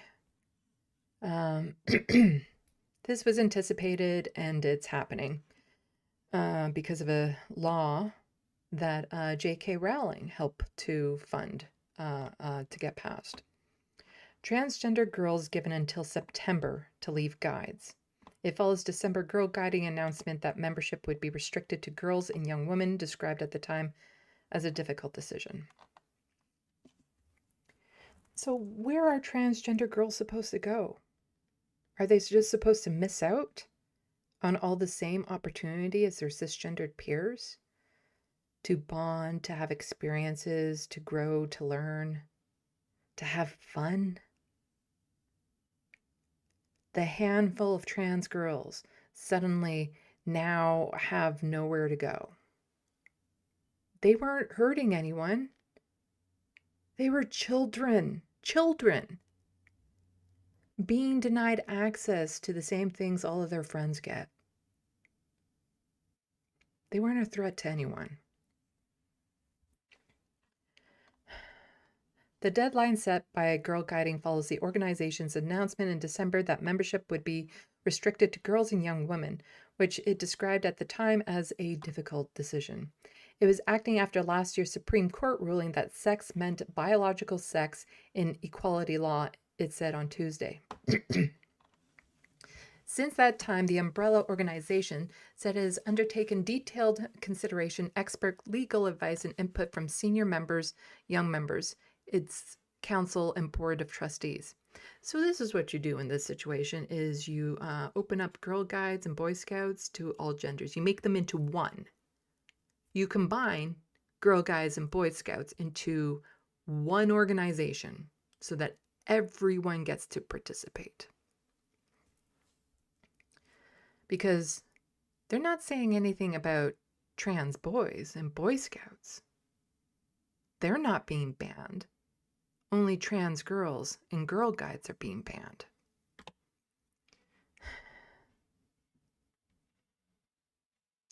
The deadline gives affected members and their families time to plan, prepare, access support, and decide when between now and September they feel ready to leave. By that date, any trans girl or trans woman volunteering in a role open to women only will need to move to a role that is open to all volunteers, or in other words, males or females. Around 300,000 people aged between 4 and 18 are part of the organization, members of Rainbows, Brownies, Guides, and Ranger groups, with Girl Guiding, as well as around 80,000 volunteers. It also repeated its previous assertion that it doesn't know how many members and volunteers will be affected by the new gender rules, as it doesn't collect gender identity information. And again, this might force young trans children to come out to their friends and community. Because especially at very young ages, there's not that much difference if you just change the hairstyle and clothing. A lot of children could be easily thought of as one gender or another. And so a lot of children are passing as the gender that they are. And a lot of their friends won't necessarily know that, or the parents of their friends, or their community, or their school. So suddenly now that they might be forced to have Girl Guides that would announce to everyone that they're trans and put a spotlight on them. And in the UK, a trans teenage girl was murdered because of that.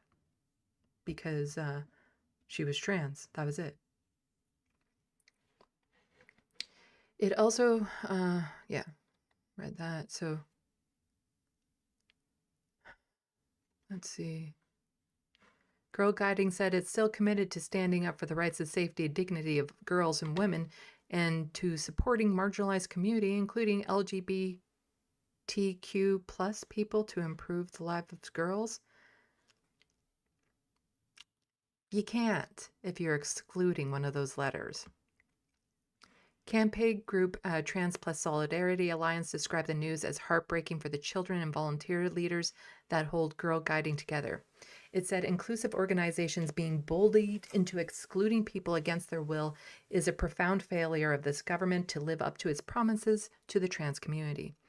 Following the initial announcement last year on the change to membership, a coalition of volunteers and parents argued that refusing a child based on their gender identity sends a message of rejection to young people.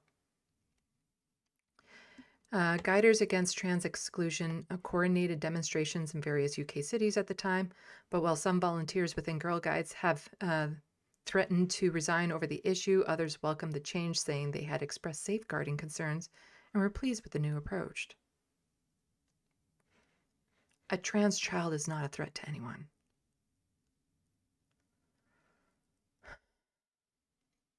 Yeah, and then it was also transgender women will be banned from the members of the Women's Institute. So Adam here had pulled this up about trans girls being accepted into the guides. So contrast this with what Guides said in 2018 from their now deleted page. It's been really disappointing to read and hear comments that suggest that the inclusion of trans children and young people in Girl Guiding has somehow put other members at risk.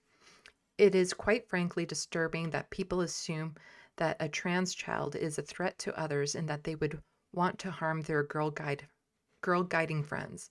But we also But we do also recognize that there are legitimate concerns and queries around the practices of self-identifying girls sharing sleeping and bathroom facilities, and that's why we offer bespoke guidance for any leader who is looking to run an activity like camp that's going to involve trans child. And this is their statement that was up on their page in 2018. This past week, Girl Guiding's policy on allowing trans children to join our organization has once again been in the news, prompting various discussions, threads in Mumsets, and the whole host of other social media channels. Our approach has been called into question with the criticism of our policy around inclusion. Girl Guiding has been helping girls to take part in fun and adventure with their friends for over 100 years. We change as the lives of girls change, supporting them to navigate the changing nature of society and the world around them. So you can finish reading the statement if you like by just freezing the screen here, but just skipping down here. It's been really disappointing to read and hear comments that suggesting the inclusion of trans children and young people in Girl Guiding somehow puts our other members at risk. It is quite frankly disturbing that people assume that a trans child is a threat to others or that they would want to harm their Girl Guiding friends, but we also, and then I read that earlier. So yeah, you can finish reading that by just freezing the screens. But here, a Girl Guiding volunteer leader shared their thoughts with us this week. All they want to do is be. They aren't sexual predators or con artists. They are simply children. I think it quite neatly sums up what's most important to keep in mind when discussing this complex issue. Girl Guiding has been supporting girls and young women to have fun, develop their aspirations, confidence, and self-esteem over a century. We will continue to proudly do just that. This must just be so, so crushing to the handful of trans girls involved. At a time when they need to have their self-esteem built up, to have that support, all of that, to be excluded from something that is so ingrained in communities. But it's not just Girl Guides these days. The Olympics. So the International Olympics Committee announces new policies on the protection of the female women's categories in Olympic sports. And Cristo Avalos is just pointing out this has nothing to do with trans athletes, really. It's about banning intersex athletes from the games, even if they are XX chromosomal females. This will be a major disaster because I guarantee you many athletes don't even know they are intersexed. And so this is a statement from the Olympics.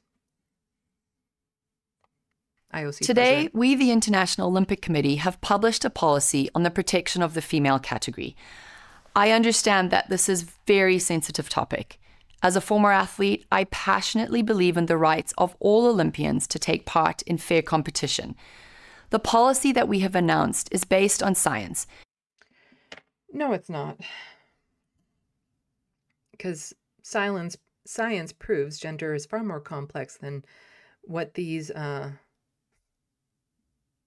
brainless twats think. Again, we'll get into the numbers, but it's really ridiculous to put in a ban that's going to affect just a couple people. And again, this is trans women. Trans men aren't being banned, just trans women. And it has been led by medical experts with the best interests of athletes at its heart. The scientific evidence is very clear. No, it's not. Male chromosomes give performance advantages in sports that rely on strength, power, or endurance.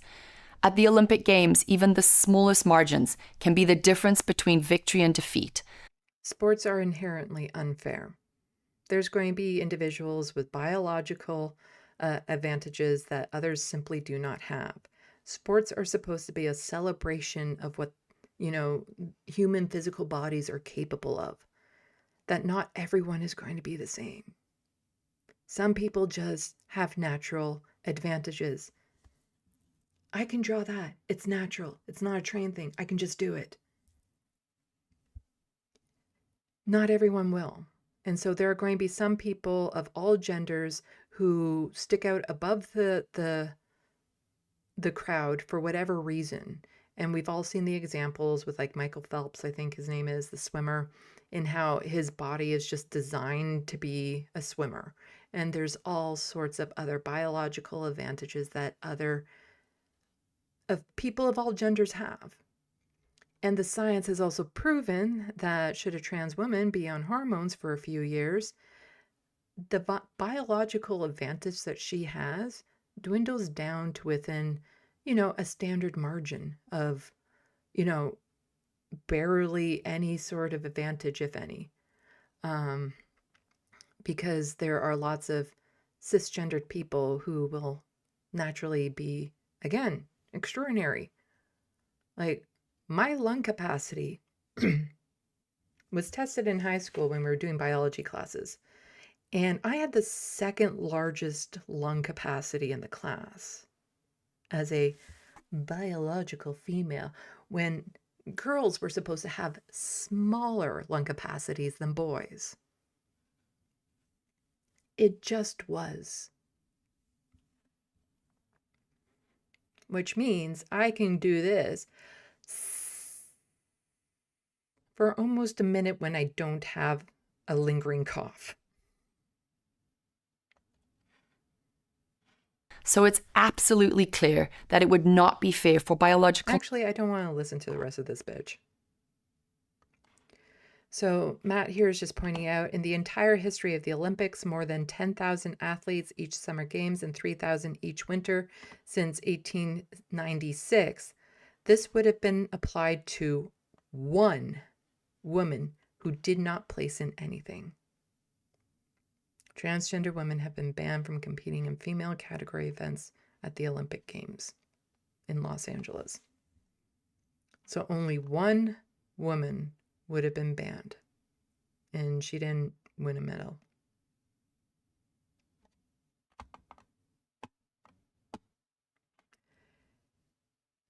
Even though this only directly affects,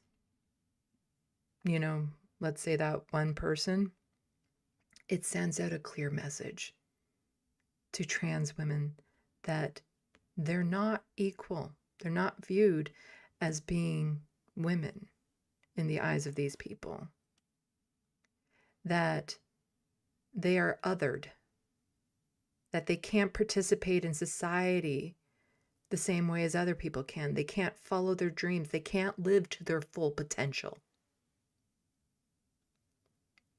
So even though this might just directly affect, a couple of trans women who now can't participate in the sports, it sends that message to all trans women. And not to mention that there probably could have been more trans women involved in the Olympics, except they probably were discouraged from living up to their full potential because of the backlash they would have received. So Pop Base tweeted this out. Nikki Hiltz, a transgender and non-binary Olympian, speaks out against the event's new anti-trans policy. They say, I don't know who needs to hear this, but 0 trans women competed in the Paris Olympics. Only 1 trans woman weightlifter competed in Tokyo 2021, and she did not win a medal. Can we please stop obsessing over trans people? And I don't know, maybe focus our time and energy and resources into real problems women's sports face.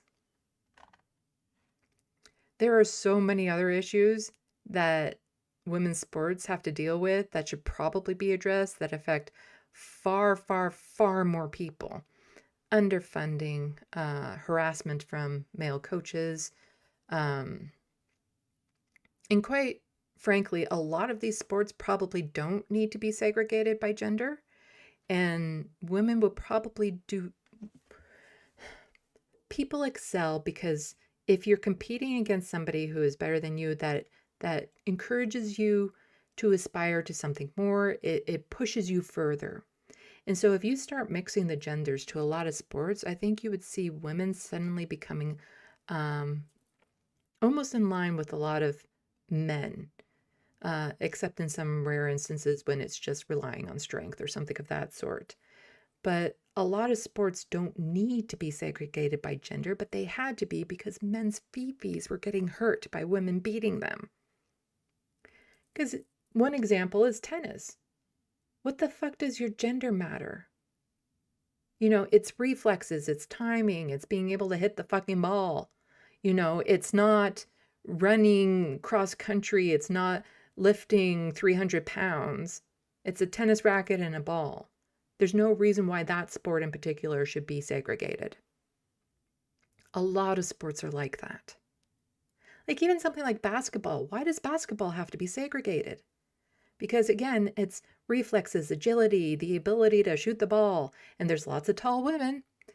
But it's because men's feelings would be hurt and women would be in danger of harassment and abuse from male teammates, male coaches, all the men that are involved. So it's been safer for women to be segregated. Not because they couldn't achieve those higher levels, but because they were in danger for participating with men. So Christy Miller here points out the only trans athlete photo, and so she's quote tweeting this, so I should probably show this first. Ben is saying, this is a huge win for women's sport. The International Olympic Committee has banned trans athletes from female events. The rule comes into effect for the 2020 Olympics. And he tweets out this photo of the one trans woman who was a weightlifter. And so Christy is pointing out the only trans athlete Ben Live could find was a trans athlete who came in dead last at the Olympic Games. Trans women athletes have not won a single one of the 7,500 Olympic medals that were awarded since 2003, when trans women were first eligible to compete in the Olympic Games. Not even a solitary relay team bronze medals have been won by trans women athlete. If Christie and other international Olympic committees genuinely prioritize protecting women's sports, they would allocate 50% of Olympic funding to women's sports and dedicate more resources to investigating doping and sex offenders, which is a widespread issue in female sports. Yes, it is. Because there is this. If a man rapes a girl, he's still allowed to compete. But yes, please focus on trans women again and again and again. And yes, there was somebody who had, a man who had raped a child who is allowed to compete. He's far more of a danger at those games than any trans woman.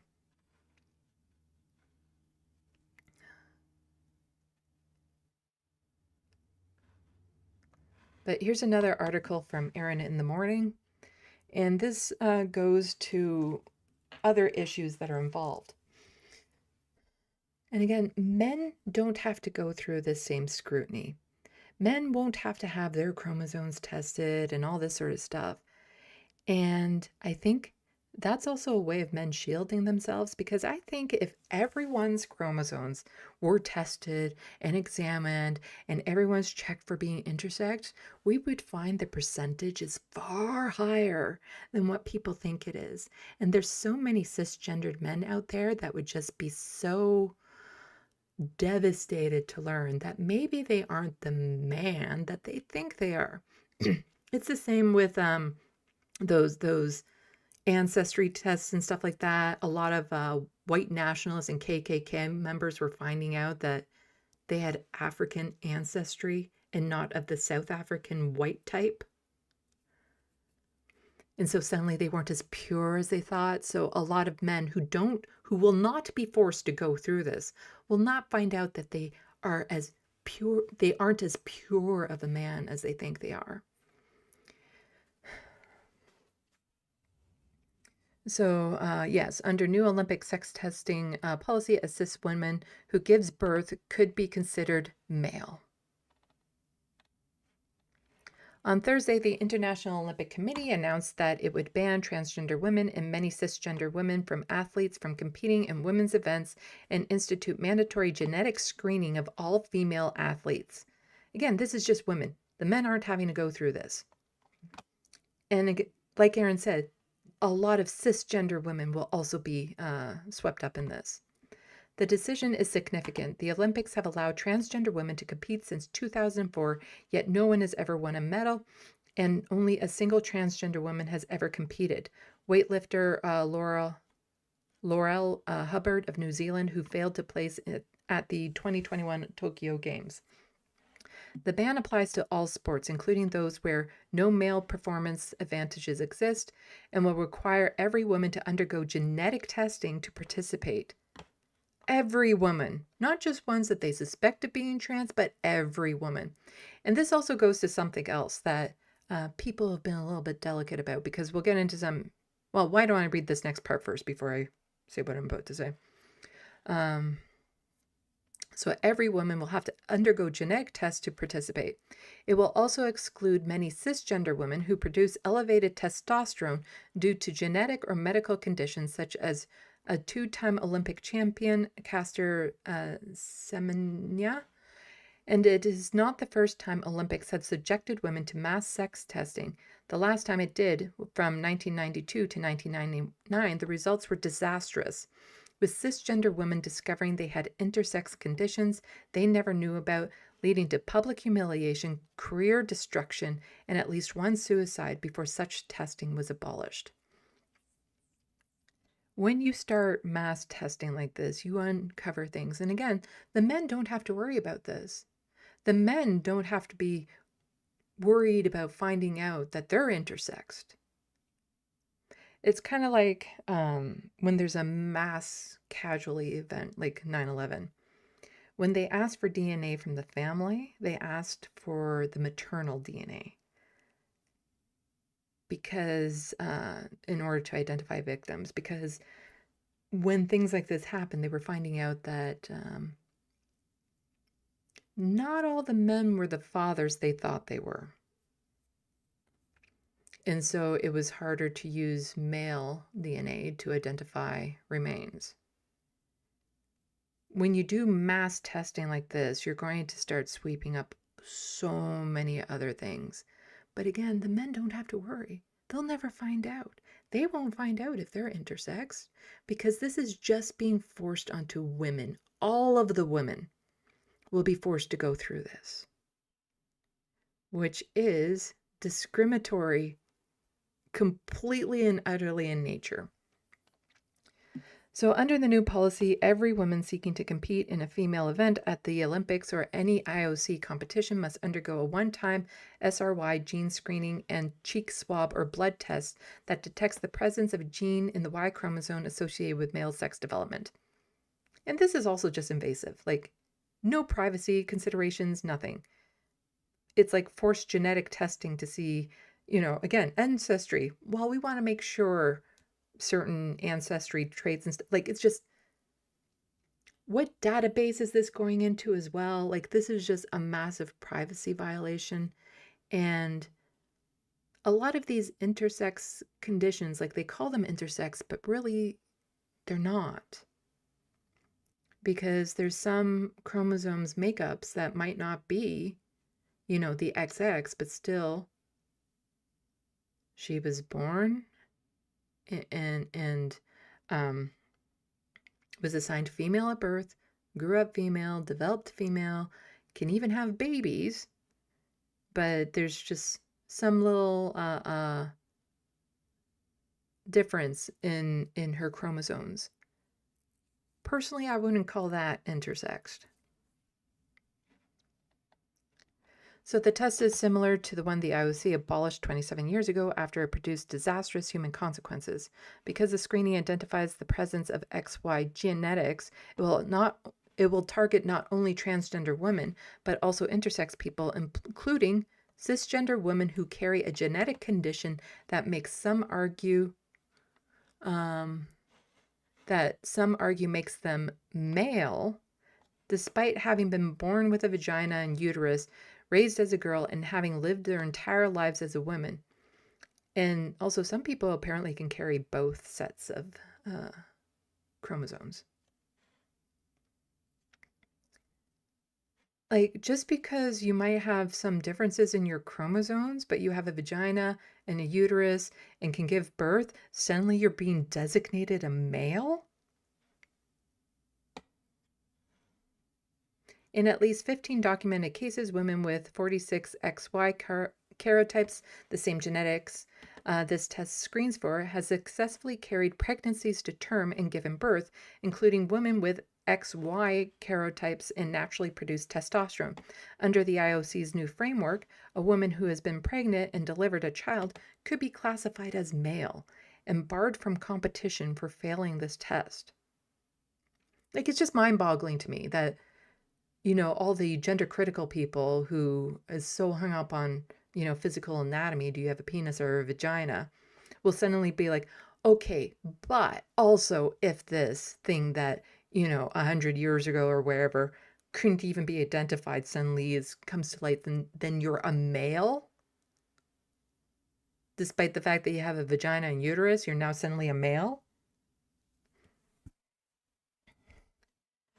Genetic sex testing was introduced in the Olympics in 1992, but it existed only for a short time. In 2 summer games, it covered Barcelona and Atlanta.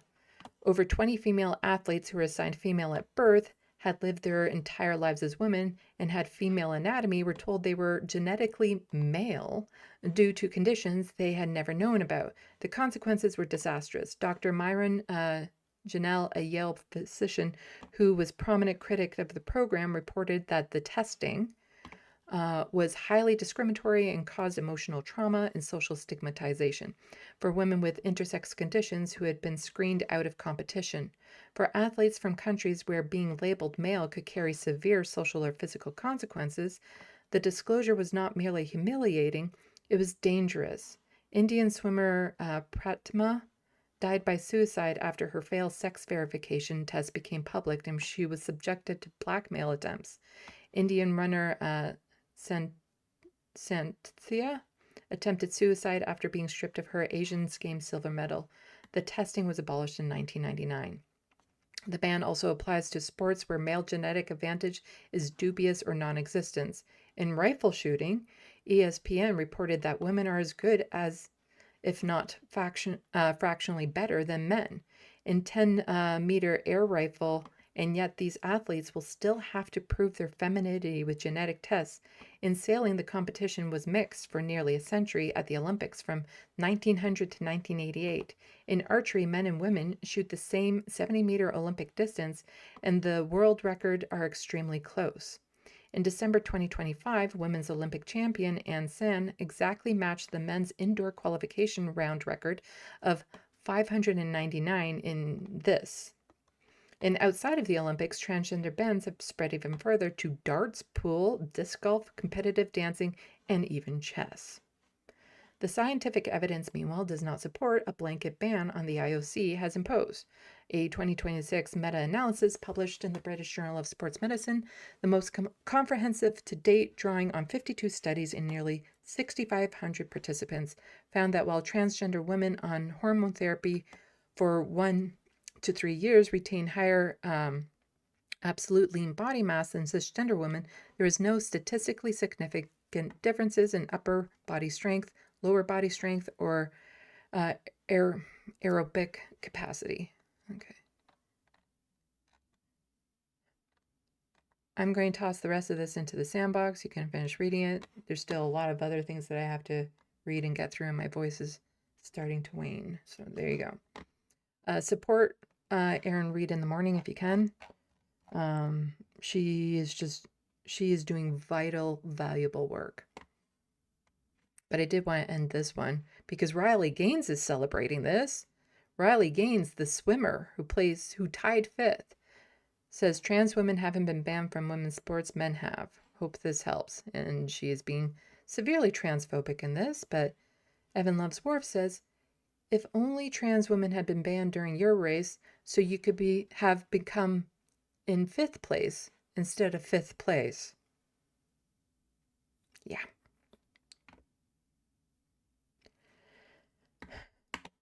No. Trans women are women. Intersex women who present and live as women and identify as women are women. Like, it's just, a lot of this is ridiculous. A lot of this is to protect men's fragility, all of that sort of stuff. So I do have another docket relating to this, to trans issues that I want to cover. It's not terribly long, and it gets into J.K. Rowling, and it continues with the Olympics, but then also goes into Harry Potter. But before we do that, I'm checking the SandBox, giving my voice a little bit of a rest.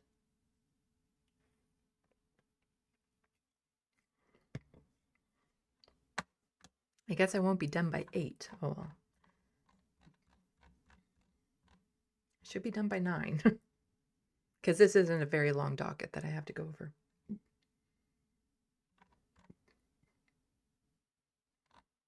Okay. Okay, people talking about Frodo's cat bath that they saw while I was grabbing in their drink. The Wild West. I want gender-affirming teeth with the vampire. Oh my god, if I could do that, I would do it in a heartbeat. Get my canines extended. Absolutely. Okay, let's see. Jet saying that's literal Nazi behavior. Yes, trying to protect fertility. The Wild West, that's so gross. Handmaid's Tale shit, yeah.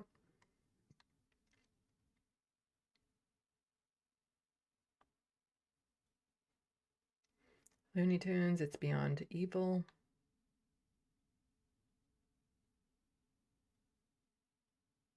They're now forcing trans people to hide and never come out. It's, yeah. They won't be able to hide forever, and just living in that constant fear and terror that they might be discovered. But the Wild West points out something interesting. What if the janitor is a man? Are these people absolutely insane? Nobody is allowed to leave the house anymore. Also, what if the plumber is a man? Like, hello? And what do fathers do if they have their daughter and they have to escort their daughter into a washroom, or a woman and her son? What happens then? What happens if, you know, a woman has her baby son and is changing his diaper in the woman's washroom? Does that baby now go to jail for life?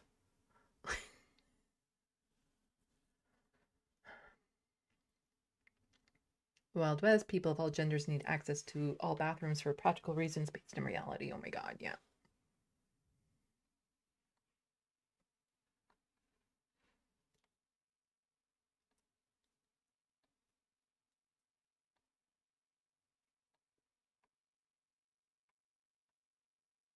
Did I get a Kevin Logan right?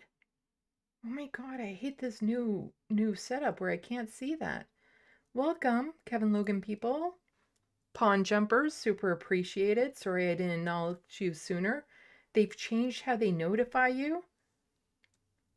It used to be a nice big banner at the top of the chat that was easy to see out of the side of your eye. And now it's just a little black bar at the bottom that you can't see unless you're looking directly at it. But I super appreciate it. Welcome. We have SWALX Quack. They're just saying quack. The almighty Revlo. Welcome, welcome everyone. Canadian politics with sarcasm and sass. And I also cover a lot of queer issues because... And everyone go check out Kevin Logan's channel. But welcome, pawn jumpers.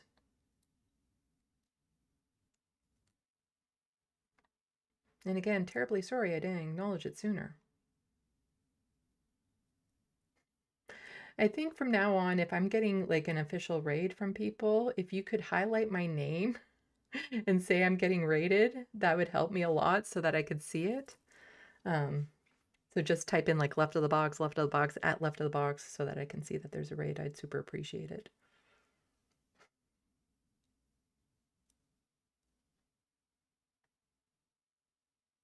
Looney Tunes, Sandy's book is better than Harry Potter. I would agree.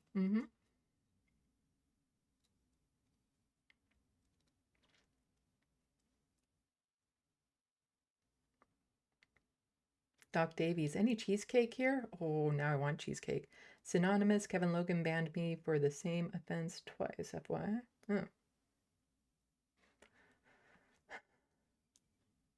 Oh, I could go for a cherry cheesecake right now, actually. Makes me tempted. But like a creamy kind. Actually, I've made like a pineapple cheesecake before with a chocolate drizzle on it. Really good. Hello, reference frame. Welcome to the SandBox.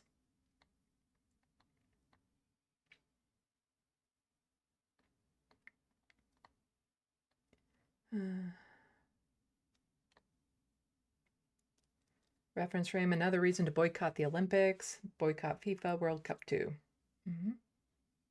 The Wild West, there's no science. Yeah. Because all the science actually goes against what all those people who say the science says, you know. Well, actually, the beyond, you know, grade 7 level biology science says that sex is not on a binary. Looney Tunes, politicians need to stay the fuck out of sports. Yep.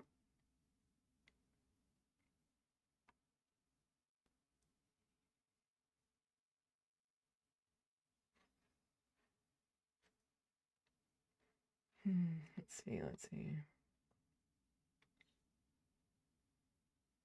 Looney Tunes, why don't they just ban rapists? Oh, it'd be half the men gone, I think.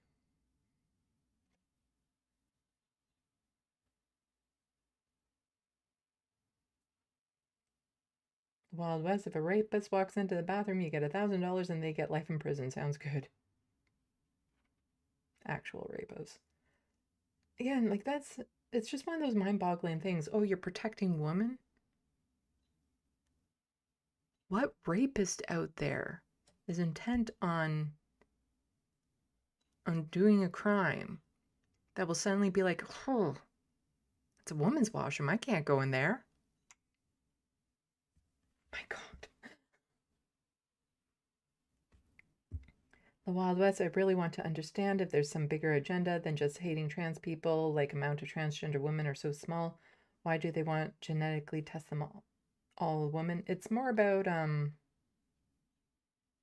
genocide. They want to start small and expand it to other groups.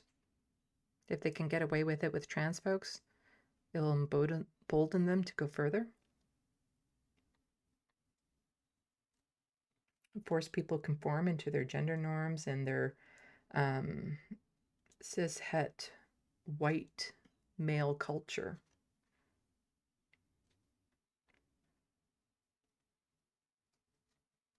The Wild West. Oh, maybe Elon wants females for athletes for his breeding program. Ugh.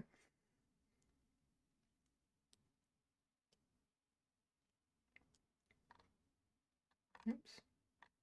There's the link.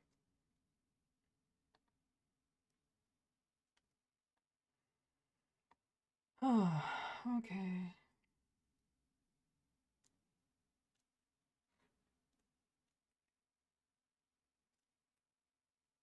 Jed, I'm not a cheesecake person, but I love Dutch oven cobbler. I'm not entirely sure what that is. You know what I really, really love? A good apple crisp. Like where the crisp is actually crispy and then the apples are just nice and gooey underneath. Oh. That or a sticky toffee pudding. That I can go for.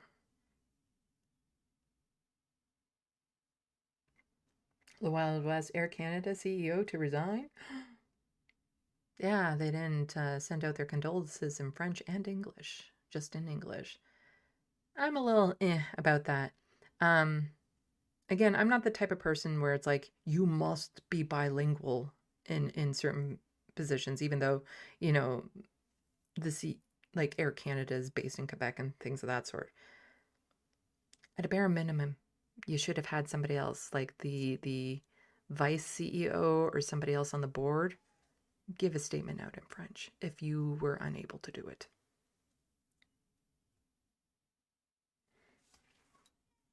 Reference frame, it will give him some free time to learn French, or even just learn how to say one particular phrase, you know. Like, here's the paragraph. Say it. Learn, practice this one paragraph in French. You know, somebody else has done it for you, translated it, and you figure out how to make those mouth sounds.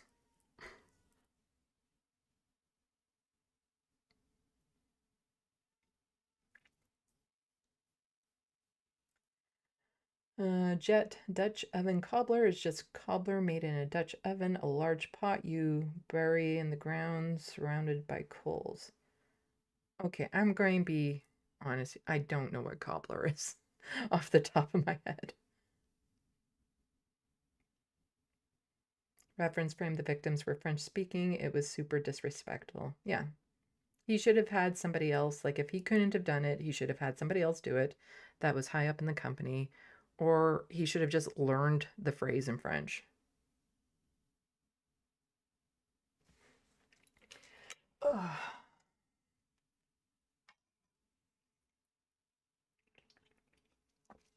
Okay. Why don't we get through this last docket? It's not terribly long, but I do have to do a fair bit of reading in it, so...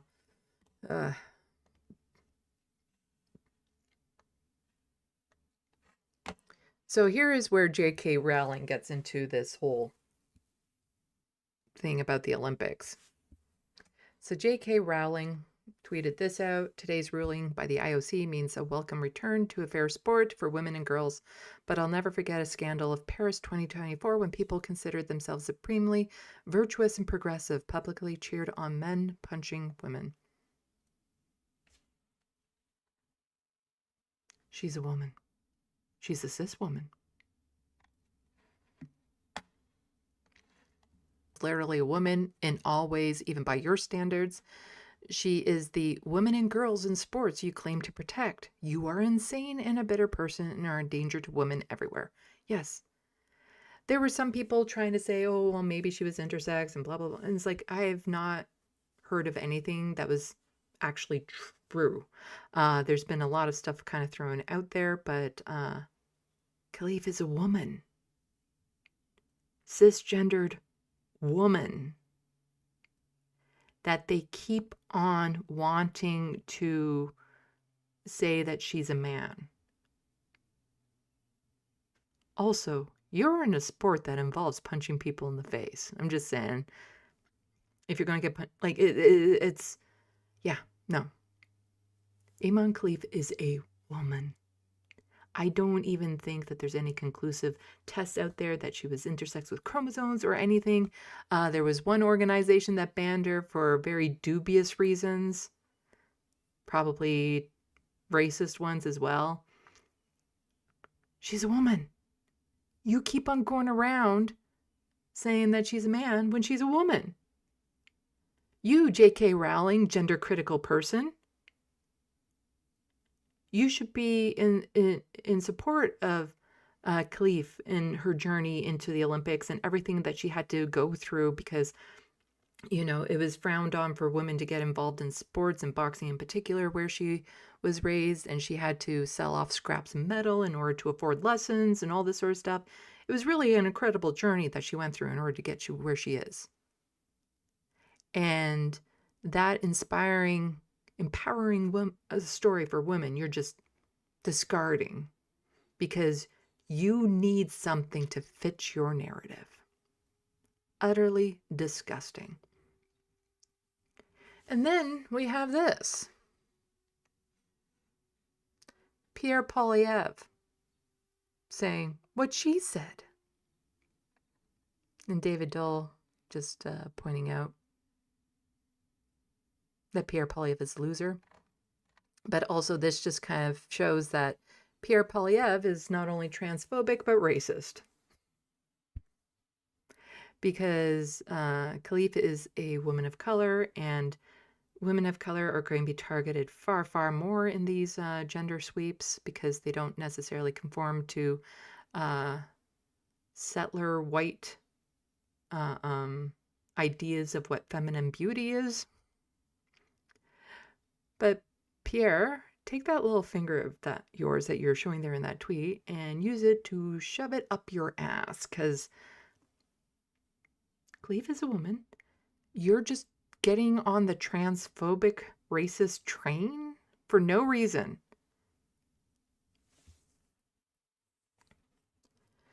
And so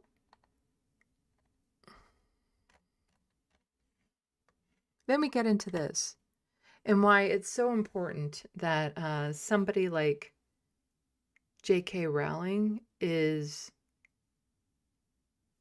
what's the word? When the community kind of banishes you. There's a word for it. When a community banishes you, there's a word for it. Somebody in the SandBox, I'm sure you will know. But when it comes to Harry Potter, it's more than just, she was the author of it. She is directly, personally funding these attacks. Those girl guides, those trans girls who now can't participate in girl guides, that's J.K. Rowling. She did that. She helped to do that. She's helping to normalize turfism. She's helping to normalize transphobia. So the ruling of the IOC, all of that, she has such a major influence over it. Shun. That's the word that I was looking for. Shun. Hello, Manope. Exile is also a very similar word, but I was looking for shun. Yeah, she should be shunned from society, from the creative world. I don't give a fuck about the Harry Potter books. I watched the movies. I borrowed them from a friend. They're not that good. They're very problematic in a lot of ways, and yet she's celebrated as some amazing author. No, she just happened to capture a particular generation of children with a magical story. If it wasn't her, it would have been someone else. There would have been another type of story out there to capture the generation. But this article breaks down how she has been bankrolling these anti-trans legislations. So anti-trans activist, and that's what she is. She's not just transphobic. She's an anti-trans activist. She is trying to erase trans folks, to eliminate them, to genocide them. And she is actively working at that. So, yeah, J.K. Rowling is using her vast wealth she has accumulated through the success of her Harry Potter franchise to personally fund legal cases aimed at discriminating rights and protections for transgender women in the UK and Ireland. Last weekend, a spokesperson for Rowling confirmed to the Daily Mail that the author's J.K. Rowling Women's Fund has been quietly operating since 2024, managing her ongoing financial support for legal cases involving women's and girls' sex-based rights. The organization notes on its website that it is a private fund, not charity or trust, and does not accept donations. Replying to supporters on X who expressed interest in donating to her organization last week, Rowling confirmed that she is personally funding the organization. She's a billionaire. She could end hunger in the UK. Single-handedly, she could end hunger in the UK. Instead, she's using her wealth to make it so trans folks can't live there. To erase trans folks. To use it for hateful, bigoted things. Single-handedly, she could end hunger in the UK.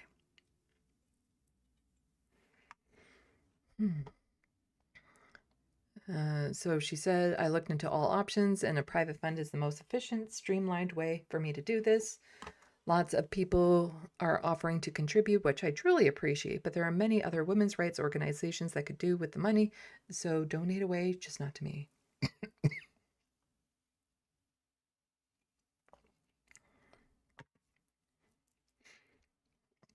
According to its website, the organization offers legal funding and so its goal is to bankroll cases that will make legal precedents enforce policy change.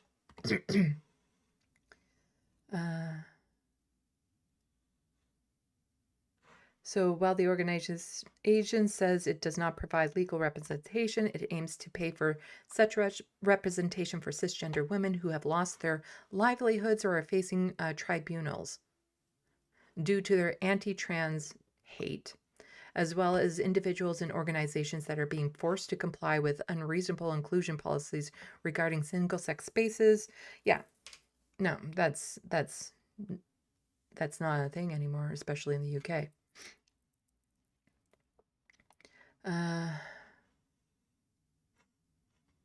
So she pledged about $89,000 for the Women's of Scotland, the anti-trans organization behind the legal challenge that resulted in the UK Supreme Court ruling last month that the legal definition of a woman under the country's 2010 Equality Act is based on biological sex. So this article is from May of last year, yeah. More recently, Rowling appears to have become particularly fixated on ensuring that incarcerated trans women in the UK are housed in men's facility, guaranteeing that they are tortured and sexually assaulted. Of course, I've given financial backing to any woman who wanted to be sued because she suffered detriment through being incarcerated with a trans woman. No, women and trans women face the same threat from the male security guards. It's not the trans woman you need to be protected from. I'm just seeing, yeah.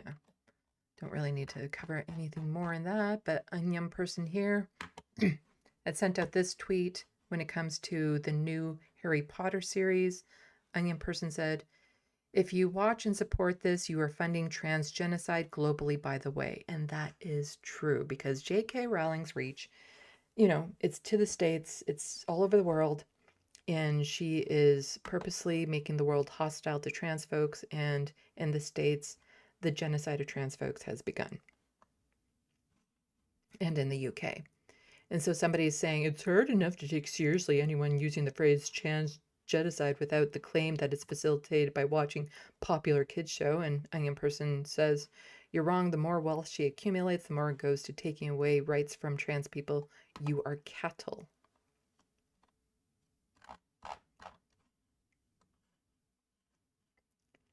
And this person here also responding to the whole Harry Potter thing. "In case you need to hear it from a trans person, if JKR was only a bigot, that would be one thing. Still bad, but a discussion could be held. But she is an anti-trans activist. She actively campaigns and puts money towards reducing rights of trans people and spreading lies." To put it in perspective, if someone nowadays would campaign that immigrants can't use the same bathrooms as white people, you think that's bad, right? Or if POC can't participate in Olympics. She doesn't just hate trans people, she is funding to take away our rights. And her feminism is actively hurting cis women too. Creating misinformation about trans women is only opening up cis women who don't conform to Western beauty standards to the same hate and danger. All the while she knows how misogynistic the world is. She started using an acronym to not be perceived as a woman, as that would hurt her sales in the 90s and aughts. She has a full male pseudonym too, apparently, with the intention to not even be clocked as a woman writing-wise. She's not just a bigot, she is actively hostile and often unprovoked. She does it for the love of the game and because she has money to spend. She isn't like your mildly racist uncle or your religious homophobic neighbor. It's a few more steps on the scale of hate, on the hate scale. Yeah, and you probably won't want to see the replies to this.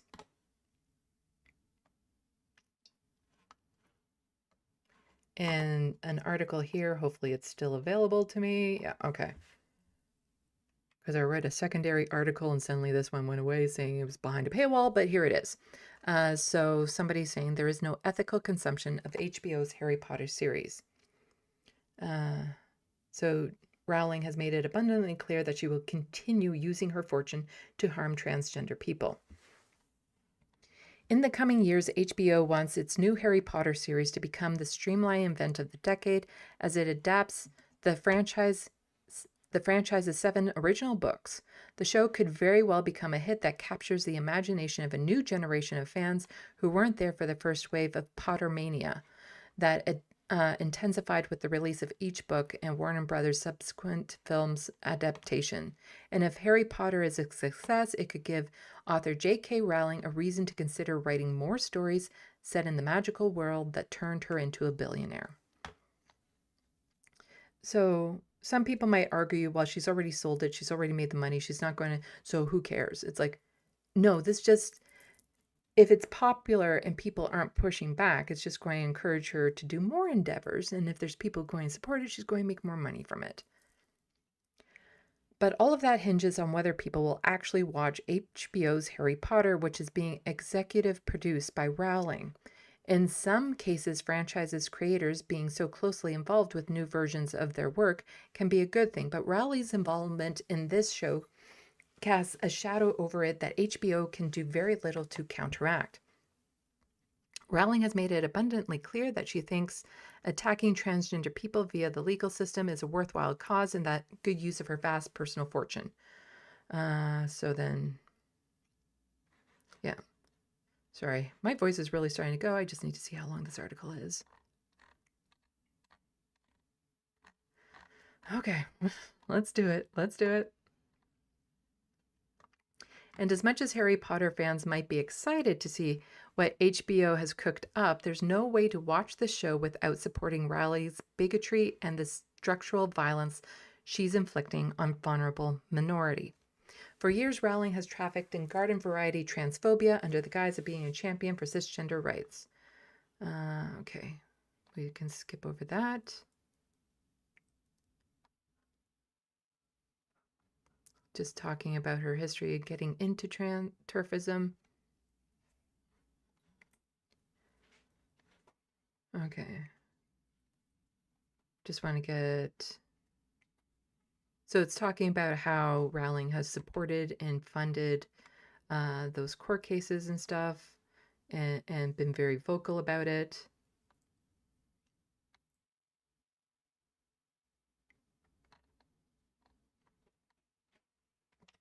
So here, so Rowling has been transparent about her desire to keep assisting people in the efforts to rob transgender people of their dignity and human rights. That seems very much to be the entire point of the J.K. Rowling Women's Fund, an organization Rowling launched in 2025 that claims to be fighting to retain women's and girls' sex-based rights in all aspects of life. The fund offers financial support provided by Rowling to cisgender women who are looking to file lawsuits. Okay. So Rowling has been rich enough to pour cash into organizations like this for some time now because she continues to hold primary intellectual property rights to the entire Harry Potter franchise. Every Harry Potter book, movie, video game, stage show ticket, theme park pass, and piece of merchandise that's sold puts money into Rowling's pockets, which she can use to keep her crusade against trans people going. Given the property's lasting popularity, Rowling, who is currently worth about $1.2 billion, could probably do all of this even if HBO wasn't producing a new Harry Potter series. But because the network is, and it wants to keep the show going for at least a decade, Rowling will have even more capital at her disposal to impose her retrograde views onto others. Clearly, this doesn't concern HBO's executive leadership, whose primary goals is to boost the company's stock value while taking home outsized paychecks and hefty exit packages of their own. But is absolutely something that HBO subscribers should be thinking about as Warner Brothers cranks the Harry Potter hype machine up ahead of the show's premiere later this year. HBO does not want you to think about how it's platforming a known bigot and making it easier for her to spread plenty of hateful, harmful messaging that can endanger people. And Rowling would probably rather people not consider the fact that there are plenty of other magical academia series to become obsessed with. It's not magical, but it's magical. So this is from The Verge. I'm going to toss this link into the SandBox. Hello, Moomy.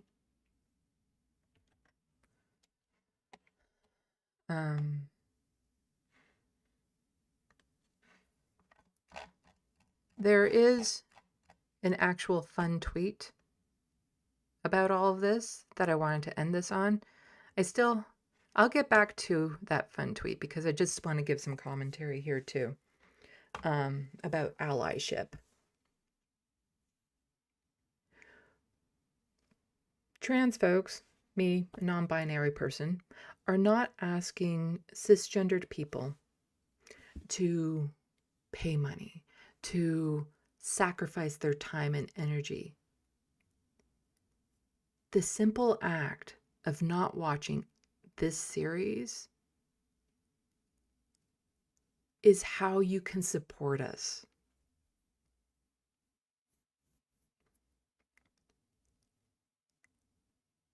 This show can't be more important than trans folks' lives. Watching it for your own reasons can't be more important if you want to be an ally. And I don't care if you say, well, maybe she's already had her money, or maybe this and that and the other thing, or she's already rich enough. I don't care. It's a bunch of bullshit. You can do without this one thing to show support for trans folks. Okay, this is not something you need in your life. There are other things, as this article pointed out, that you could go to. Other things that can inspire you, that has imagination and creativity without also all the racist and anti-Semitic undertones. The only people I feel bad for in this scenario are the kids that are involved with this, that, you know, have their dream, they see their lives and their dreams fulfilled and all this sort of stuff, and you know, it's a dream come true for them. I feel bad for the kid actors in this. That's it. Any adult who's involved with this can go to hell. But as somebody who is consuming this content, you do not have to do this. It is a simple ask to show your allyship by not watching this. If you truly want to be an ally, that's all you have to do, is just not watch it. Not help give her more money, not help to encourage her, because if the show is popular, that will indicate to her that she's right. That trans folks' lives don't matter because people are still willing to give her money in this way and other various ways. It is not a big ask. What's more important, your allyship or watching a rehashed remake of some books and movies? Spoiler alert, you already know the endings. It is just a remake of something you've already seen. You can do without it. You really can. It's a small ask. If you can't do this, you're not an ally.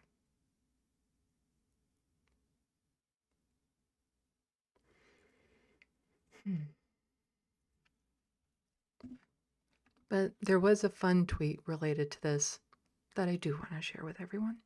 From an account that I did not know before this tweet. And I probably want to take a screen grab of it because I have, do I still have that? So there's this tweet here that I have an irrational love of the Mount St. Helens account saying, looks like a little bitch to me, talking about a different mountain. And I just have an irrational love of this tweet to the point that it's a graphic that I can just pop up on the screen. I just love it. I love it so much. This will fall into that category, I believe, from an account I had never heard from before. A whale fact account. The whales will not be watching the new HBO Harry Potter show. You might think this is because very few whales watch any television at all, but it's actually because J.K. Rowling is a turf-ass bitch.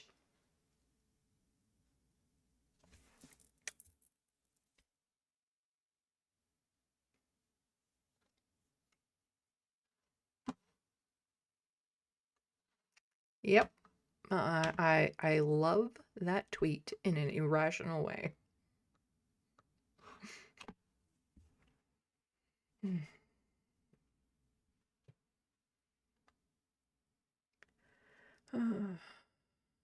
Okay, close that. Okay, so that's all the content that I have stored up. So we're just going to unwind. I still need to eat dinner and decompress from this. So I am trying to split up my live streams so that I'm not doing 5-hour long live streams because that just takes a lot out of me. Instead, you get like 2 4-hour live streams. I can't do small. I just can't. Because the goal was, okay, if I have a 5-hour live stream, if I split that in two, that's 2.5-hour live streams. But instead, they end up going on for like 4 hours each.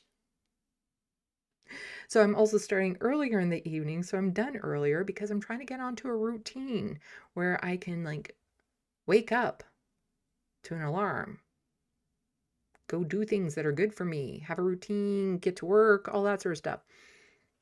And I have been putting a lot of work like into my TYT essay.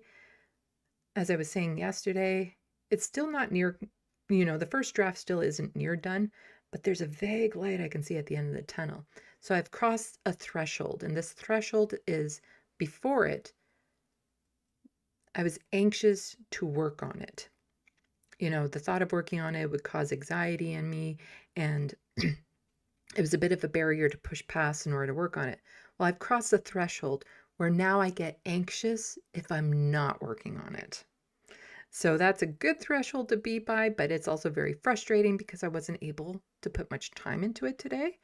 I'll be able to put a lot more time into it tomorrow, but I do have to prepare for something else. This space, Wednesday, is on April 1st. That might be a significant date for reasons. You're going to want to check out this space at 4 p.m. this Wednesday. I'm just saying, you're going to want to check it out. You are going to want to check it out. I'm also going to see about clipping it. So, yeah, you can do that. And I also posted the time-lapse videos that I did of the portraits of Michael Brooks and Emma Vigeland onto my Sandy Lofus account. So please go check it out and subscribe. I want to see if I'm still at that golden number. I do this and I hit refresh.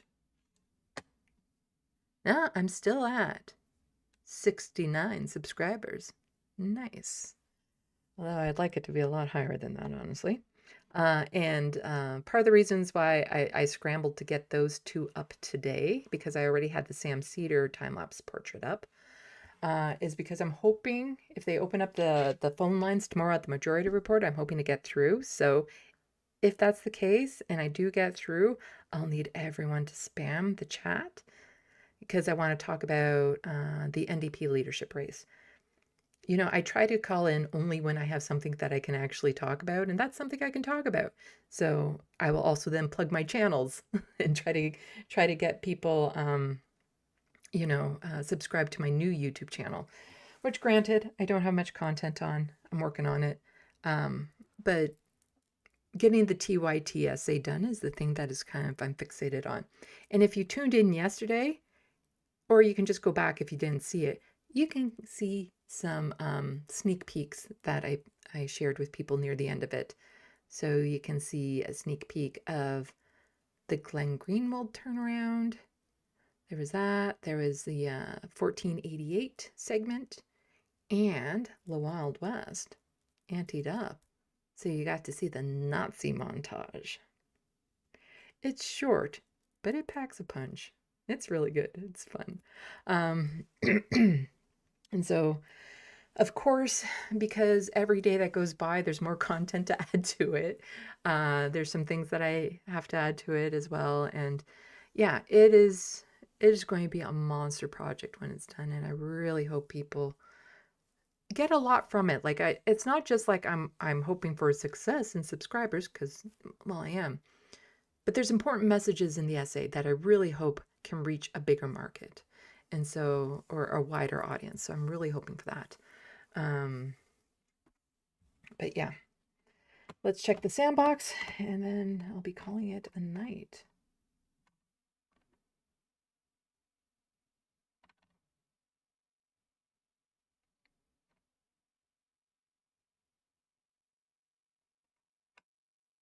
Let's see.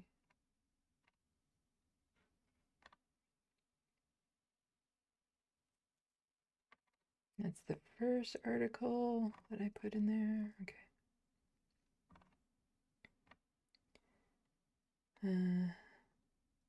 The Wild West says, so make weight classes, size and weight classes. Yeah.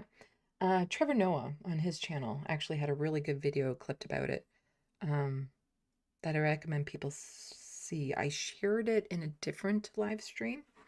Let me just see if I can find it again quickly.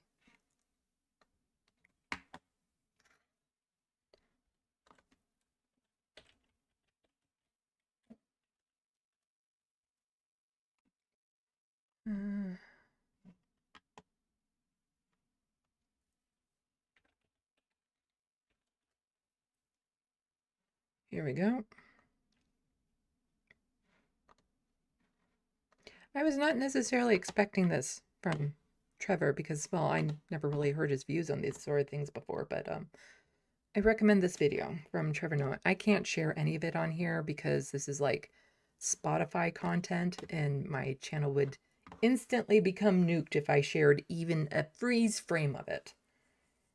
But it's a good one that, and he talks about the idea of like expanding weight classes and stuff and how that happened for boxing and whatnot, so why not? But there's lots of sports out there that really there shouldn't be any segregation of the gender. There's no real reason. Like they were saying archery and rifle shooting and stuff.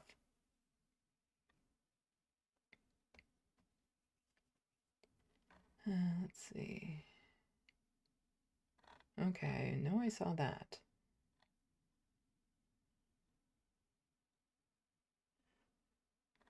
I saw that. Okay, I saw that.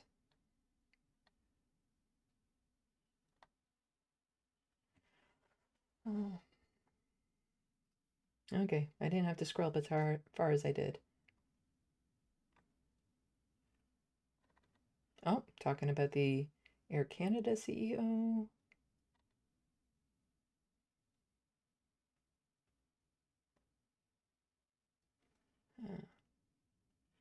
As far as I'm concerned, he should have had another higher up deliver the message or learned how to pronounce one paragraph.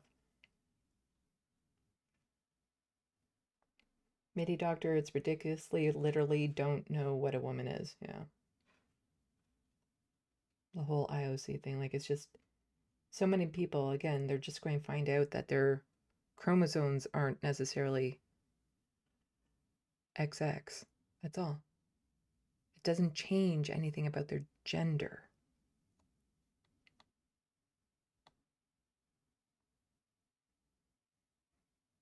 Reference frame, I'm glad I never bought one of her books or seen one of her movies. Like I said, I haven't read the books, but I have seen the movies, but I borrowed them from a friend who had the whole series. They weren't good. Like, there's just so much in the movies that if it was accurate to the books, that's just bad. Like, it's just, it's not great storytelling. It just captures a few elements of magical stuff. Like, it was, because, yeah, definitely the racism in there, and but some of the stories and how they counteract each other, and the plot and the solutions and all of this sort of stuff, the misogyny, there's a lot of misogyny in it as well. Like it's just, there's so many problematic things in it.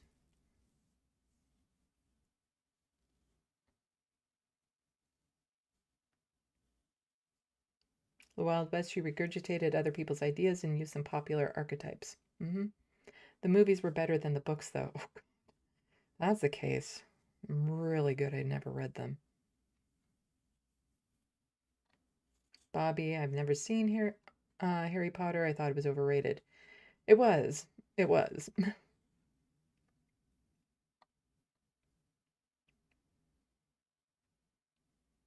Have a good night, MIDI doctors, even though you're probably not watching right now, but...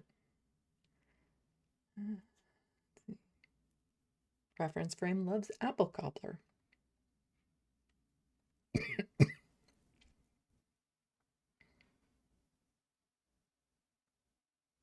Reference frame in French we say tarte of fruit.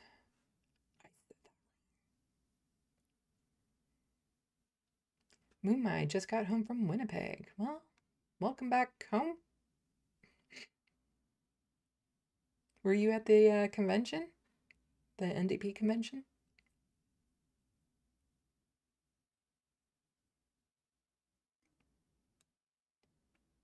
Looney Tunes. Good news, I just got word that Annie Fitzgerald just got endorsed by Progressive Victory in the local Marysville newspaper, The Voice of the Mountain. Oh, that is good news.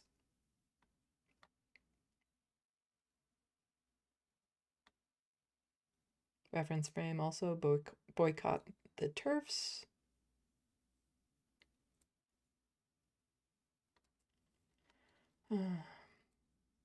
Mixed glitch massa. If you want to see it that badly, wait for the episodes to come out and sail the 7 seas if you catch my drift. At a bare minimum, do that.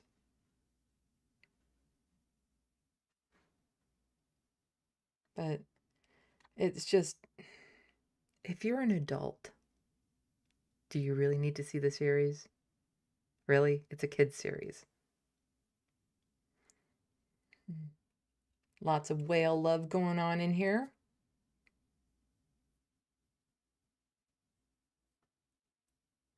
I haven't seen the whale one before either, but I really love that tweet. Let's see.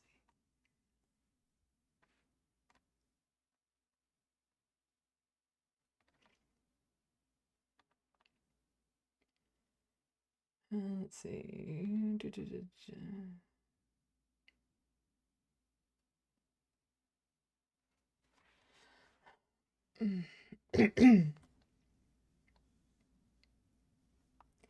Mozart, it never comes up on my feed anymore. What, this space? Yeah. It's kind of buried in the algorithms.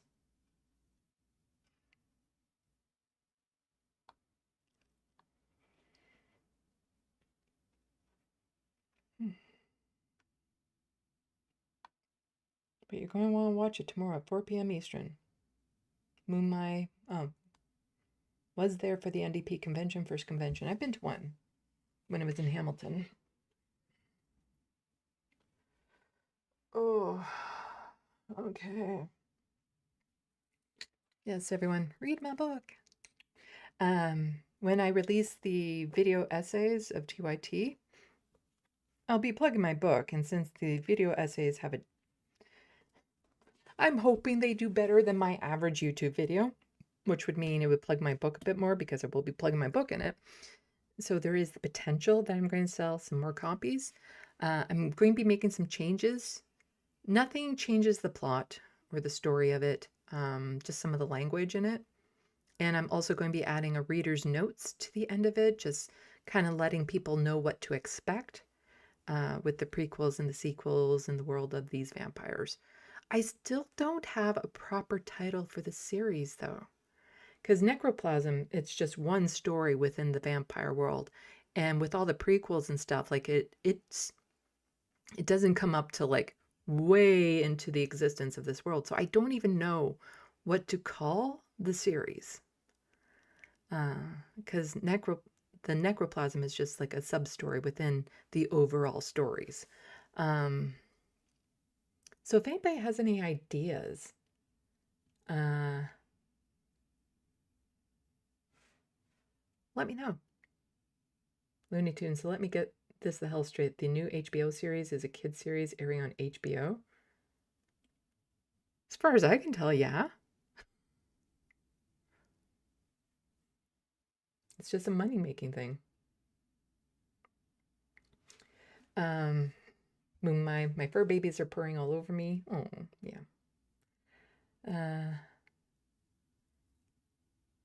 yeah, if anybody has any ideas for the series of my book, because they're vampires, they don't refer to themselves as people, they refer to themselves as kinfolk.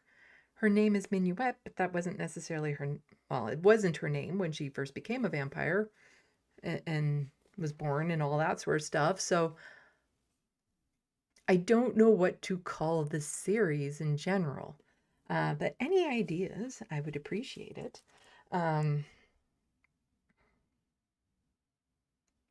Because it's not just going to be about Minuet, it's going to be about other characters. Like, there's going to be prequels that follow the stories of other characters that aren't her. So I think Bloodline's already taken, Bobby. But maybe something, well, Mozart kinfolks. Yeah. Silas, the kinfolk series, yeah. Because I was thinking, the kinfolk of vampires, but that would be like saying the people of humans, Because I kind of want to indicate it's vampires. Yeah, I don't know.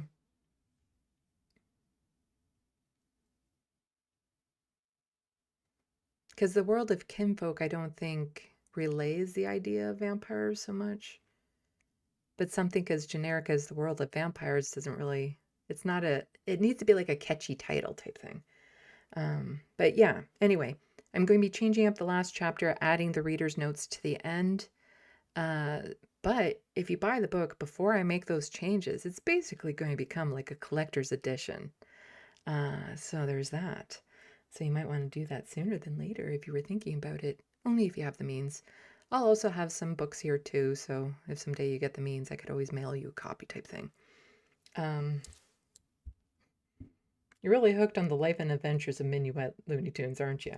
But like I was just saying, it's not just about her. There's other characters it's going to be following. A bloodline. Yeah, bloodline. Bobby's into the bloodline stuff. There's no rush on it because I won't be able to get to the book until the TYT series is done, and that's still a ways from getting done, so. Oh, but yeah, I can't wait to get back to it. I dream about it. I live in that world. Jet, I can't wait to get past this vet hurdle and I can finally buy the book. The Wild West, The Vampire Chronicles. Oh, wait, yeah. A lot of those titles are already taken. The Vampire Diaries? Oh, yeah, that's taken too. Okay. Because anything to do with necroplasm would not make sense. Because necroplasm basically happened last year. So even though I wrote the book the year before, I kind of visualized it happening in the year 2025.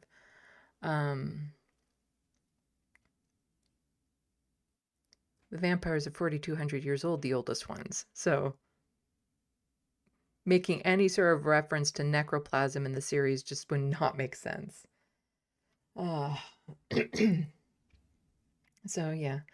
But also, if you can, just scooch over to my YouTube channel, Sandy Lovis, and watch the time-lapse videos I put up of Emma and Michael.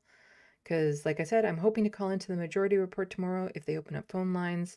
So please, everyone, if I do get through, pressure them to pick up my phone, my area code, because I'm going to try to talk about the NDP leadership race and then plug my channels.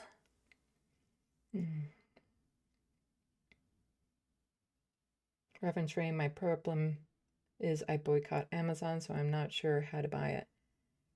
Well, then you buy it direct from me. If you're comfortable giving me your address and covering shipping. I'll mail you a copy type thing.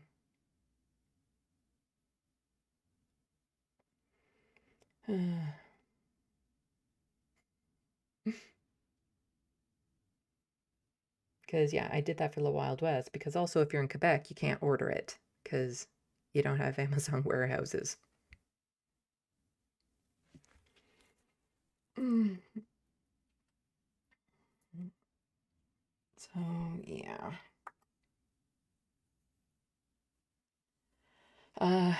Anyway, yeah, I gotta get going. It's almost 9 o'clock. I still need to eat dinner and just decompress, watch some Supernatural, all that sort of stuff. Oh, right, let's check to see if anyone that I regularly watch is live right now so we can do some rating. I think if I do it this way, it might actually show me. You see, it's funny because you can scroll over to your channels now and it'll show you off to the side who's live, and apparently there's a 24/7 TYT channel.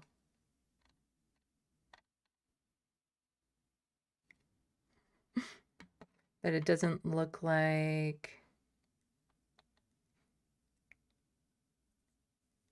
Well, Kyle is on Corn's World, and that's live right now. I have no idea what that channel is. So I don't know if it's a good idea to raid it. If anyone knows anything about that channel, let me know if I should see if it's raidable. Because that's the other thing. First, it's like I have to find something that I would like to raid, and then I need to see if they're even raidable to begin with.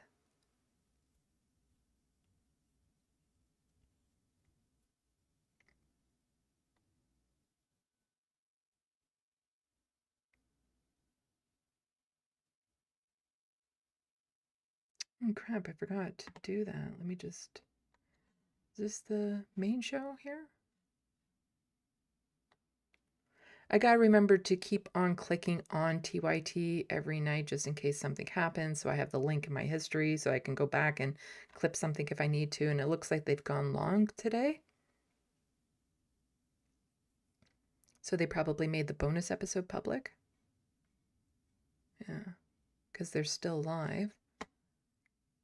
Oh, they're giving credit to Rob Schreiner now. Oh, no, they're not. They're giving the opposite. Okay, Mark Levin and Rob Schreiner call for troops in Iran. I think I caught it just as it was closing, but they kept the bonus episode public. Okay. And it looks like it was mostly Anna today.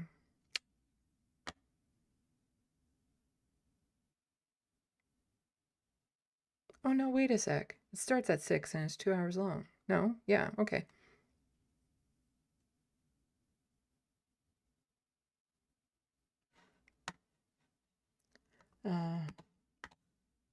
But yeah, does anybody know? I'll see if I can pull it on screen. It's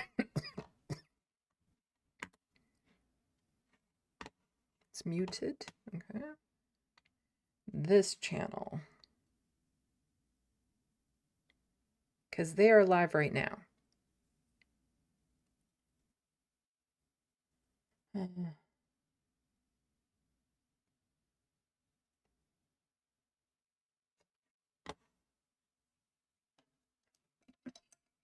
Still like 178, 179. Like he's still somehow generating all the fucking club speed in the world. Yeah, and yes. probably high as fuck on pills as he's hitting that bitch. Yeah, yeah. So like that's crazy. But yeah, I mean, to your point, I agree. He looked puffy. He looked sweaty. People are saying he was at one of the events before, PJ Tour events before that, You know in the what? I'm booth. just It gonna was give like it a I think try. he was like the sponsor of the tournament or whatever. Yeah.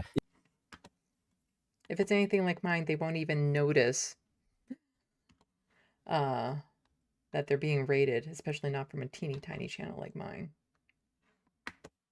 Edit.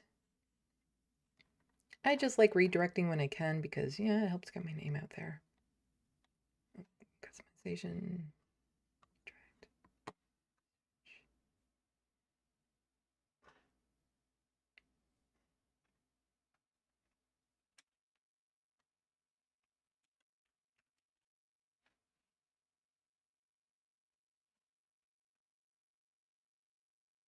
No, can't redirect to them. Okay.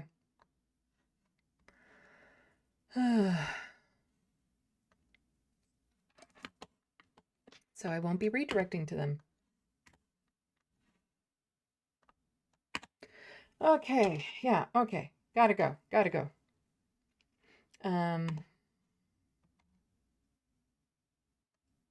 There we go. Catch me on Wednesday, this space. And then Sunday, my next news live stream. If all things stay status quo, Easter weekend. If you want to spend your Easter Sunday with me going over Canadian politics with sarcasm and sass, that would be great. So,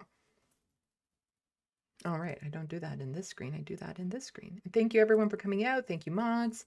Thank you everyone who's helped out financially for the super chat earlier. Everyone who's become a patron, that really helps. Anyone who purchases things off my Amazon wish list, that also really helps. But I appreciate all of you, and you help make this community what it is. So, salut, à la prochaine. Thank you for watching and stay tuned. I'm Sandy, wishing your tomorrow is better than your today.